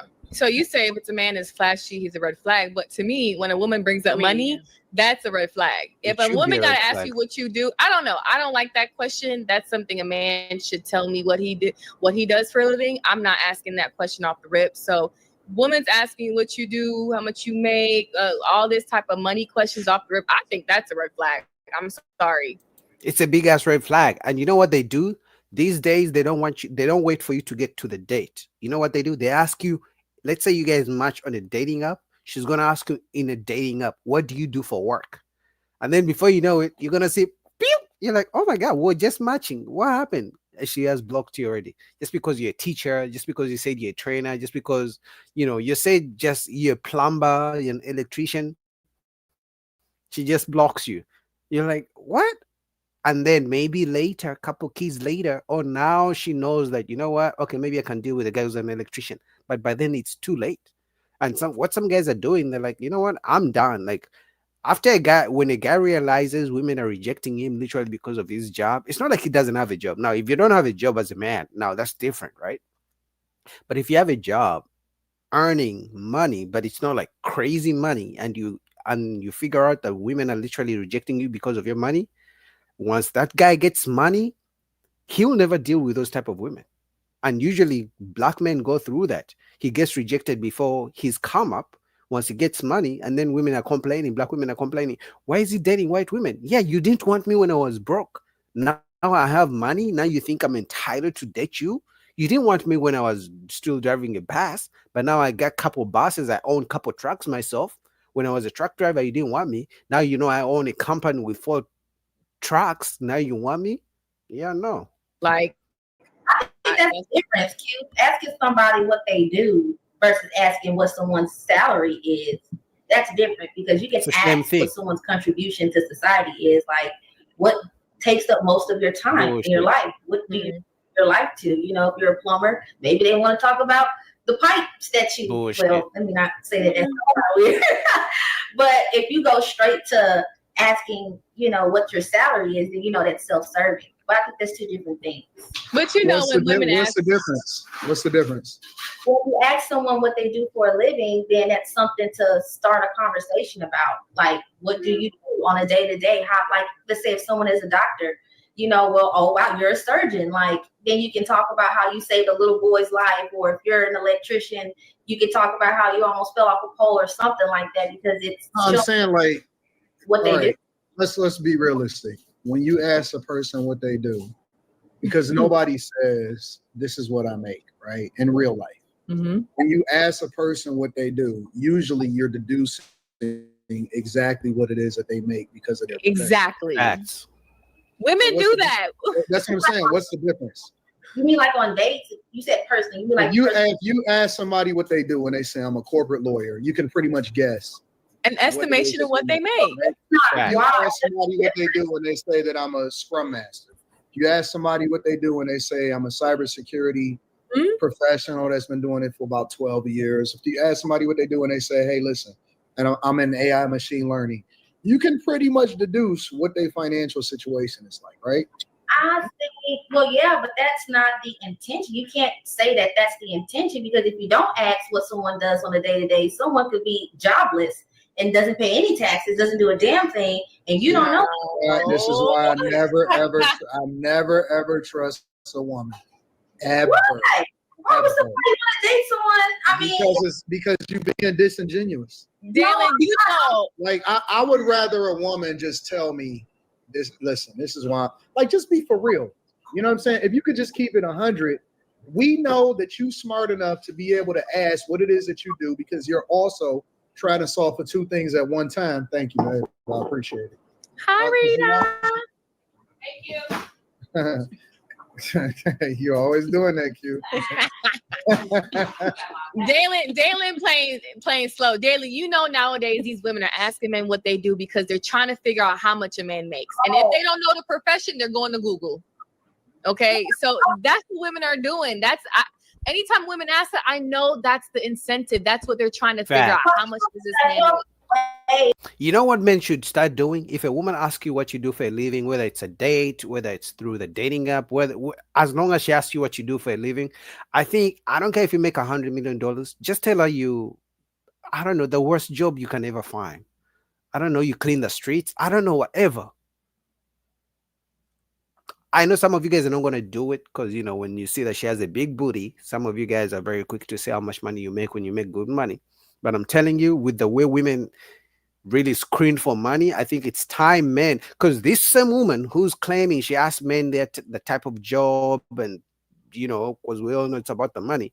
If men start asking women on dates, do you cook? Do you have kids? Are you a baby mama? And things like that, they get offended. Because if any man asks this woman, do you cook? Are you submissive? They're gonna get offended. of introducing healthy conversation should be reduced to what whores are doing. It's like, well, they're going to catch on, so we got to stop doing it. No, you can gauge if someone is actually asking you if what you do because they give a damn about what you do on a day to day. I mean, these women don't care. They want to know what they make. Oh well, I didn't know we were talking about gold diggers. I thought we were talking about. We're not talking about we're gold talking about diggers per women se. wanting men I'm for their saying that resources. women are smart enough to for multiple things. What can be done? Sure, that can be something instead of just coming off too strong and saying, "Well, what's your annual salary?" If you want to bypass that and not come off like you're a gold digger of some sort, then you can, definitely ask what someone does so you can gauge what they. I always tell guys, always understate exactly what you do. Always understate it. Always never tell a woman when you are successful, always underplay your hand. That's why you gotta tell them you're an entrepreneur. No, don't say that. Just be like, I'm an entrepreneur. be on some regular shit. Just be on some real regular shit, some real like 50, 60K a year shit. And say something, I'm a janitor or at play it McDonald's. even lower than that. Landscaper. Yeah, just play it lower than that, but never ever if you're not like a real visible person where they can figure it out like on Instagram or something like that, never tell a chick what you do, bro. Never ever. Always downplay your shit 100% of the time. And Molly, I agree. That's what I was telling you guys. When a woman asks what you do, I don't know, tell her the first job you got. Matter of fact, tell her you work at McDonald's. You'll see how quick most of them will run away from you. I'm telling you, when she's like, "Oh, what do you do for a living?" Because remember, even if you don't tell them how much you have in your bank account, how much you make, they got Google. They will search, and then she'll make a decision. Okay, he makes 70,000. Okay, he makes 150,000. Should I stay? Should I go? But right now, like, you need to tell her exactly what you do. Like, after getting to know her for 6 months, the same way women want you to wait 90 days before clapping cheeks. Don't tell the woman what you do for at least 6 months. Just tell her you drive McDo, you do, Uber Eats, whatever it is, and then 6 months later you can tell her the type of job you do. Obviously, she may see the lifestyle, but tell her it's karma. Something. Anthony's right. Landscapers making money nowadays. I don't know what you talking about. There? Depending where you at. Depending where you at. Women aren't going to be being extra thirsty for a landscaper the way they would a corporate lawyer. Facts. 100%. But I always think that that's a setup question. Now, the smart women, I ain't gonna give y'all that game, but I think that get in the game. The chick that asks you what you do, always downplay that shit. That's why women should wait till he asks you what you do, and then you tell him, it's like, okay, what about you? That's what you gotta do. Still asking. No, but he opened the conversation up. Oh, I get the question. Yeah, he started with the question, but that question, I don't know. That's a weird question for women to ask. There's so many other questions you can ask a man to get to know him in different levels than just like that question off the rip. I think if a man said, I had a tough time at work today, and he took you out for coffee, and you're like, oh, really? What do you do? That's a follow-up question to a statement. I think that's perfectly fine to ask. I don't think there's anything wrong with that. Oh, you had a rough day. Tell him you're a teacher. Tell him you're a teacher. That's not even good enough. That's good enough. High school teacher. Teacher is good. Tell them you drive, the trash pickup, you do trash pickup. Tell them you work at McDonald's. Tell them, what are those jobs they don't like? You're a custodian, you do security. Yeah, tell them that the jobs, I'm not saying those are bad jobs. For me, any job that a man uses to earn a living is a good job, as long as they're not committing a crime. But the jobs women think are so below them. I mean, they already think electrician and plumbers are below them. So, but tell them those really, really jobs they think are so bad. It's commendable. Cool. You're not fucking with no high school teacher. Come on now, let's keep it funky now. Let's say I teach third graders. You gonna give up the box? No, she's not. Yes, they are. Listen, bro, if you could tell her that you're a There's teacher, teachers that are married. if you can tell her that you're a teacher and you can still knock her down, then that's you win. Sure. Have women asked you guys off the rip that question, and how did you take it? You just know she knows about the money the moment she asks. No, y'all speaking once. They don't know because they taking them for coffee, so they don't even show up. They don't even know. I ain't taking them for coffee. I'm taking them to Starbucks. That's coffee. Yeah, what I'm talking about. They serve more than coffee. I'm just Starbucks get a little expensive though. Like Starbucks is expensive. I don't even drink coffee. Yes, coffee is very. Or tell her that you work retail. Yeah. Walmart. Oh, you most definitely ain't gonna get the box then. Tell her you work retail. But by your logic, Anton, that doesn't matter. From what you said earlier, that don't matter. But it pushes the conversation forward. To expose you're a liar. Okay, so I lied about working at Walmart. What difference? Now a woman can't trust to move forward with you because if you'll lie about your profession, you'll make criminal background. Women always be crying about liars. I guess the thing that you That's not true. I guess the thing that I'm trying to understand is why would we give a fuck? If you listen, if you like me, you rolling anyway. It doesn't matter. If you don't, then you're looking for a reason to dismiss me anyway. Either way, I win because either I minimize the amount of time that I spend on you trying to get you, or I knock you down anyway. But either way, it's a win-win situation. The only people that lose is the people that's afraid to not lose her. If you scared of her not calling you back, or you scared that she gonna block you, or you scared that she not gonna like you no more, those are the only losers. There is no losing situation for men. Tell her you. Unfortunately, most men fear losing women. I'm gonna be honest. Even if what Anton is saying is right, but most men, because they struggle to get dates, because a guy will get literally like 20 matches on a dating app, and maybe 2 women will want to go out with him.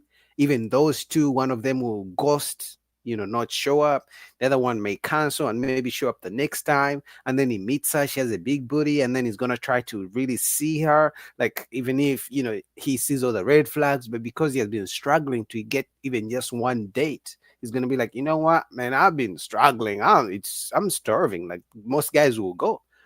But he's right. Like, it's better to just tell them, you don't tell them exactly what you do, and later on, if they feel offended because you're trying to protect yourself, then I guess that's not the woman for you. But the truth is, it's tough out here. Most women care about money. Actually, I'm gonna say 99.9% of women care about the money. Maybe they don't care about the money now, but they will in the future. So if she tells you she doesn't care about your money right now, let's try in the future when she needs $1,000 because her car broke down and she asks you their boyfriend. Because some women are smart. In the beginning, they'll act like they don't care about your money. But then when you guys get into a relationship, now she knows she has you, and it's like a commitment. Now, if her car breaks down, if her kids need some help, if her mama is sick, that's how they get you. Her birthday and things like that, eventually you're going to have to come out of some money. But what do you guys think about that? Link down below to Anton Daniel's channel. All right, guys. I think I've done it all. Oh no, I got one more from about this lady was talking about MTR. They used to be cool. They're not cool anymore, I think. But I'm gonna review it because why not, right? So let's go. Melly Monaco. She's now married to Gilbert Arena.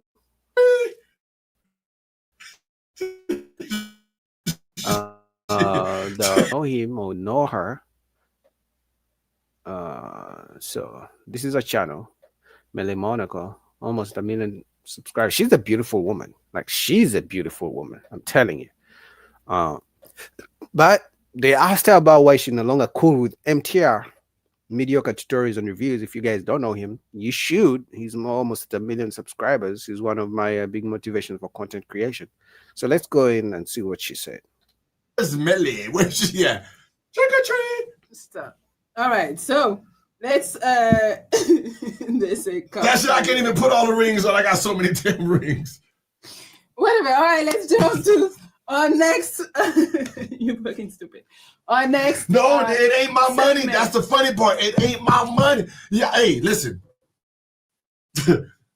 All you men out there that was following her for all these years. What's that nigga? The YouTuber? Ooh, I'm not. Stop. So you know his name? Dude who went to Jamaica. That was scared.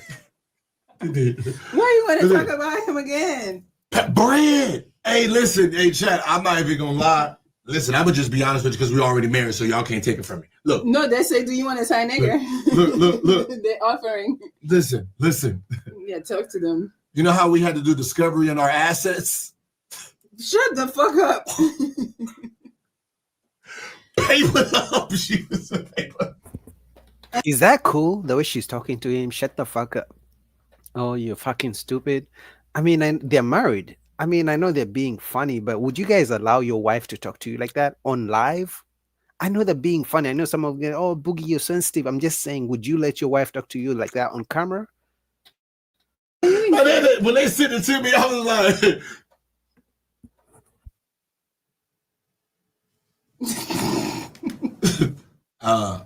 yeah, you just sent me the paper of the assets that she's putting in. This is what she got. This is the cash. Cash. Shut the fuck up.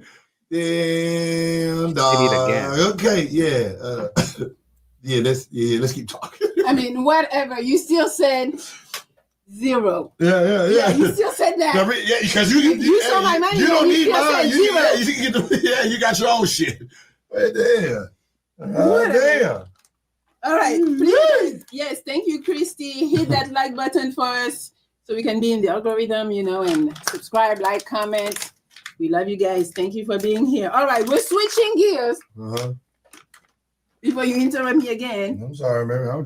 Let's go. I was reflecting. Love, lust, and lies. Ooh, love, lust, and lies. I love the lies. You love the lies. Oops, shit. There you go. You love the lies. Why am I not surprised? Somebody said, no, you said that. I swear I love it here. You said that? Did you say I swear I love it here? Yes.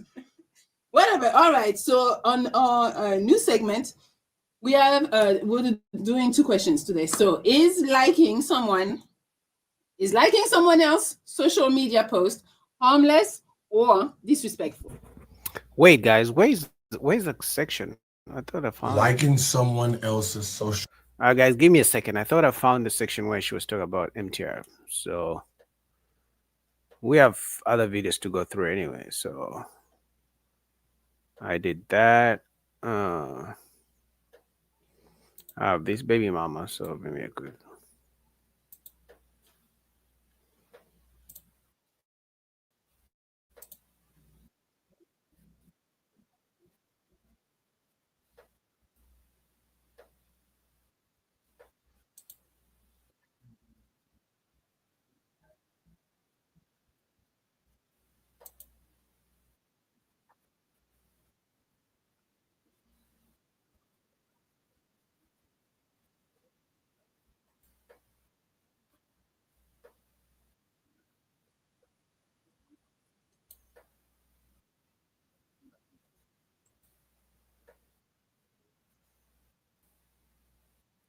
Give me a second, guys. Give me a second.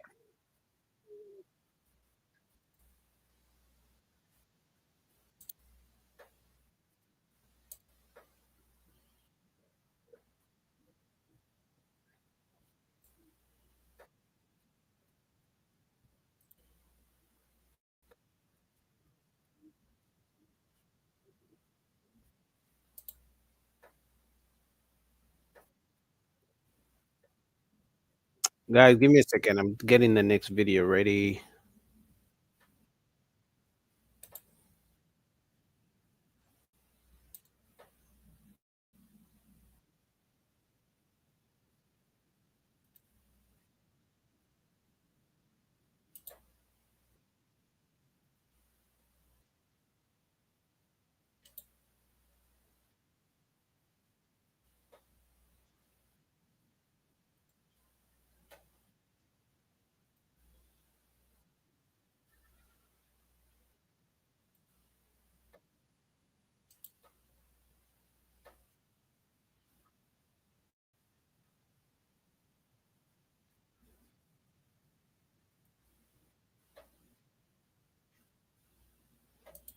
Okay.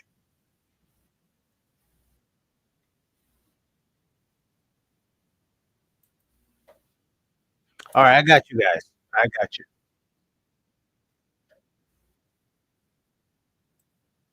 I got you guys. I got the video. I got the video. Give me 1 second. Let's get this person off here. We got some business to finish. Nope. We'll talk about MTR. Melly Monaco was talking about MTR. So, wait. What happened? Right here. 201. Okay. We answer them for the next show. All right, so we got some already for this show. Oh, that we didn't answer last week because you wanted to walk away. Mm-hmm. What was I talking about that you were like, I'm leaving? I don't remember. Oh yeah, that was. What was I talking about? We were talking about the MCR, Oh, MC Hammer.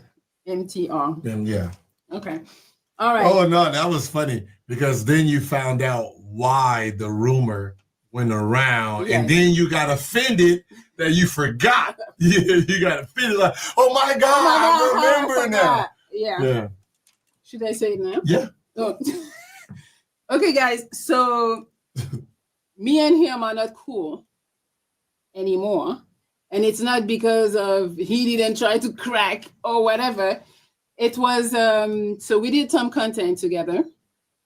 And okay, so for those of you who don't know what's happening, went on a vacation, invited this man called MTR who had has a YouTube channel that is pretty successful. And we went just as friends. Girl kept on saying that it's weird he didn't try you, blah, blah, blah. I'm like, he just wasn't interested in me. That was the story. So he wasn't interested. Like there's more. He wasn't. MTR, you're not interested in Melly? Oh yeah, I remember the video. Oh yeah, I remember.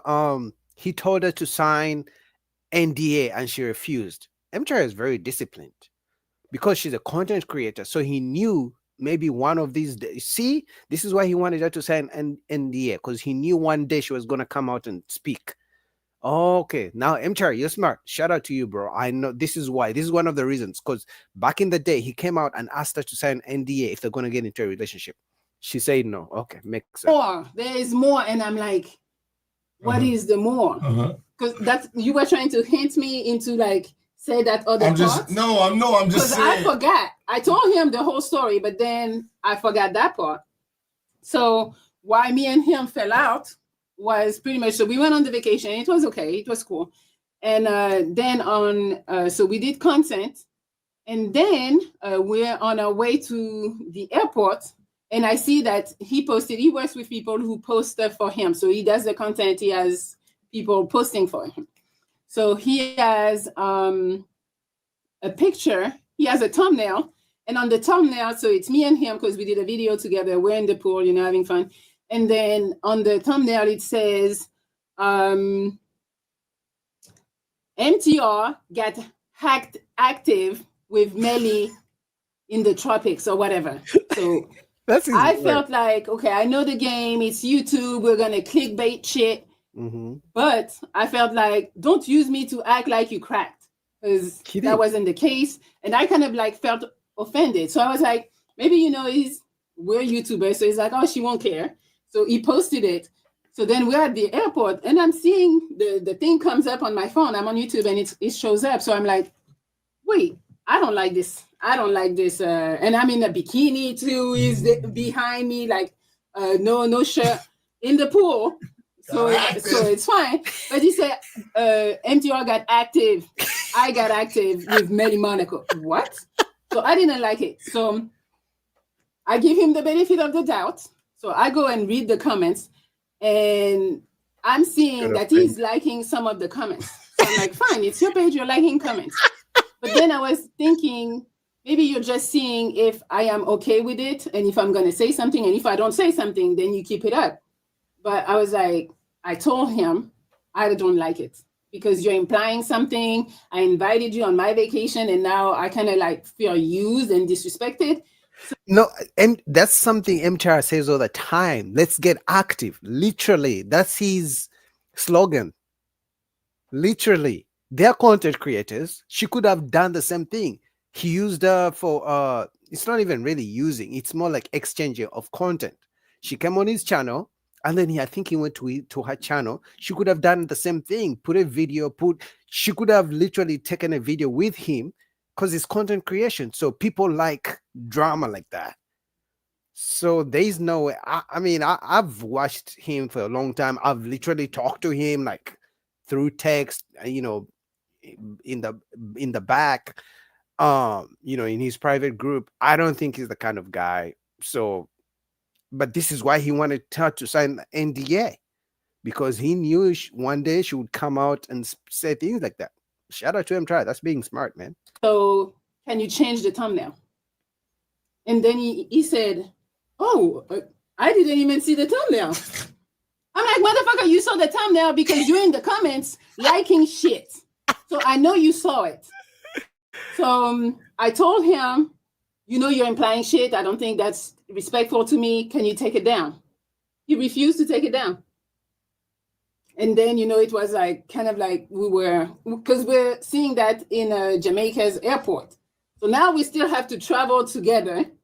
And it's like, I'm kind of like livid. I'm like, this motherfucker really won't take something down when I'm kind of like thinking I'm his friend, and you won't take something that I feel offended by. Like, you can just change it. You can keep the picture because I get the picture, but change what you wrote because you're implying some shit that didn't happen. Well, maybe he cracked and that's why he kept it up. Shut the fuck up. He didn't fucking crack. So maybe he cracked. But at the end of the day, this is why, man, going on trips which for me, I understand he did it for content. They're content creators. They collaborate together. She went on his channel. I think he went to her channel too. I think so. He did. Back in this has been a couple years, right? But going on trips with women that you're not like in a relationship with or something, even going on trips with, even if you're in a relationship with her, like these are things. And he has mentioned before, listen, guys, I've watched his channel for so long. He even has a story where he went on a trip with some woman and he said he would never do it again. But I understand for this one, he went for the content creation part of it. Also, I don't believe her. You know why I don't believe her? Because he has never said his side of the story. Guys, I've been telling this for so long. Like, just because I react to these videos, I review them, I analyze videos, but every time a woman says something, I don't believe her unless the man gives his side of the story. So right now, I'm just trying to put the 2 and 2 together and for you guys entertainment, but I don't believe her. But she's a beautiful woman, that's for sure. Then we're on the plane, but we sat in different seats because we didn't book the tickets at the same time and shit. So he's on one side, I'm on another. And then we had a stop. So I think the stop was in Miami. So we had to get our luggage. And then he, I think I couldn't find him for like the longest. And I was like, what the fuck? And then we got on the next plane. Oh, so then he has so we got to go through, how do you call it? Security. But since I'm not a citizen, I have to go through the long line. He goes through global entry, and then he goes fast. So I'm not expecting him to wait for me in the big ass line. So then we get on the next plane. I don't see him going in. I don't like nothing. So I'm pretty sure he made it. And then we finally get to Atlanta because I think I was coming out of Atlanta. And then he was just like, oh, you're here. Never checked on me really. Just why didn't you check on him? You see that entitlement? I was waiting for her to say that. Why didn't you check on him? You see that? Then first of all, you're complaining that he put a video, pretending like as if he had he clapped your cheeks, but you guys are not in a relationship, and now you're complaining he didn't check on you. He doesn't owe you anything. You're not in a relationship. You cannot in one point complain that he didn't.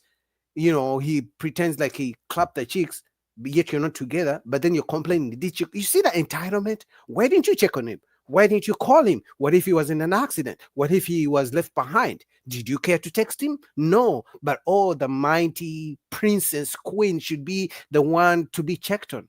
You can't have it both ways, Melly. Now, you're a married woman, so obviously I have to be respectful, but I'm just saying the double standards. I don't know. For somebody you just went on a vacation with, it's really not the behavior that I was expecting. But I could understand, like, he wasn't comfortable because I told him I don't like something he did, and he refused to take it down. So that's why I don't really fuck with him. That's the main story. So it wasn't about he cracked and I was like, oh, he cracked and left me. It's it wasn't that. It was really. I mean, motherfucker cracking then try to go shoot in the airport. Why they're joking on me? I swear girl be needing subtitle when Melly get to talking fast. I'm trying to talk fast so you guys don't feel like, oh my God, next with your story. I didn't want to crack you. I mean, I don't know what thumbnail is. I know what a thumbnail is. He was like, he didn't change the thumbnail. It's the same. I mean, somebody say his true nature, like all these red pill dudes, was shown. They are little boys with no game and will take every little opportunity to show how real they are. He is pathetic. Oh, wow. Well, thank you. Yeah. No, I don't believe a word she said. You know what? I could believe the fact that he didn't check on her. That's because she talked about it and she clearly didn't say she tried to call him. Now, if she said, I tried to call him, but he didn't pick up, I tried to text him, he didn't respond, I would be like, okay, that's fair game. But she didn't care to call him or text him, which means every bit of the story she's saying is painting her as the victim, which, again, I've told you guys, women do this all the time. They try to pretend like they're the victim, the guy is the bad guy, until MTR comes out to tell his side of the story, which I don't think he's going to, because then he will give it more fire, and she's married, which I understand, but I don't believe her. She tried to do like the expose, but I don't think this is anything. But I wanted to see what she says until the fact that she said he didn't check on her when she could have checked on him, because he could have been in the hospital. She didn't care. She only cared about him checking on her. The double standards. Well, anyway, guys, what do you guys think? Man, I think I'm out. It's been a good stream. Shout out to you guys for supporting your boy. Don't forget to like the video as we're leaving these streets, unless somebody has something to say in the chat. Otherwise, this seems like the end of the live stream. Don't forget to like the video as we get out of here. Yeah, I only played one, so that's good. Right, so links down below. Till next time, peace.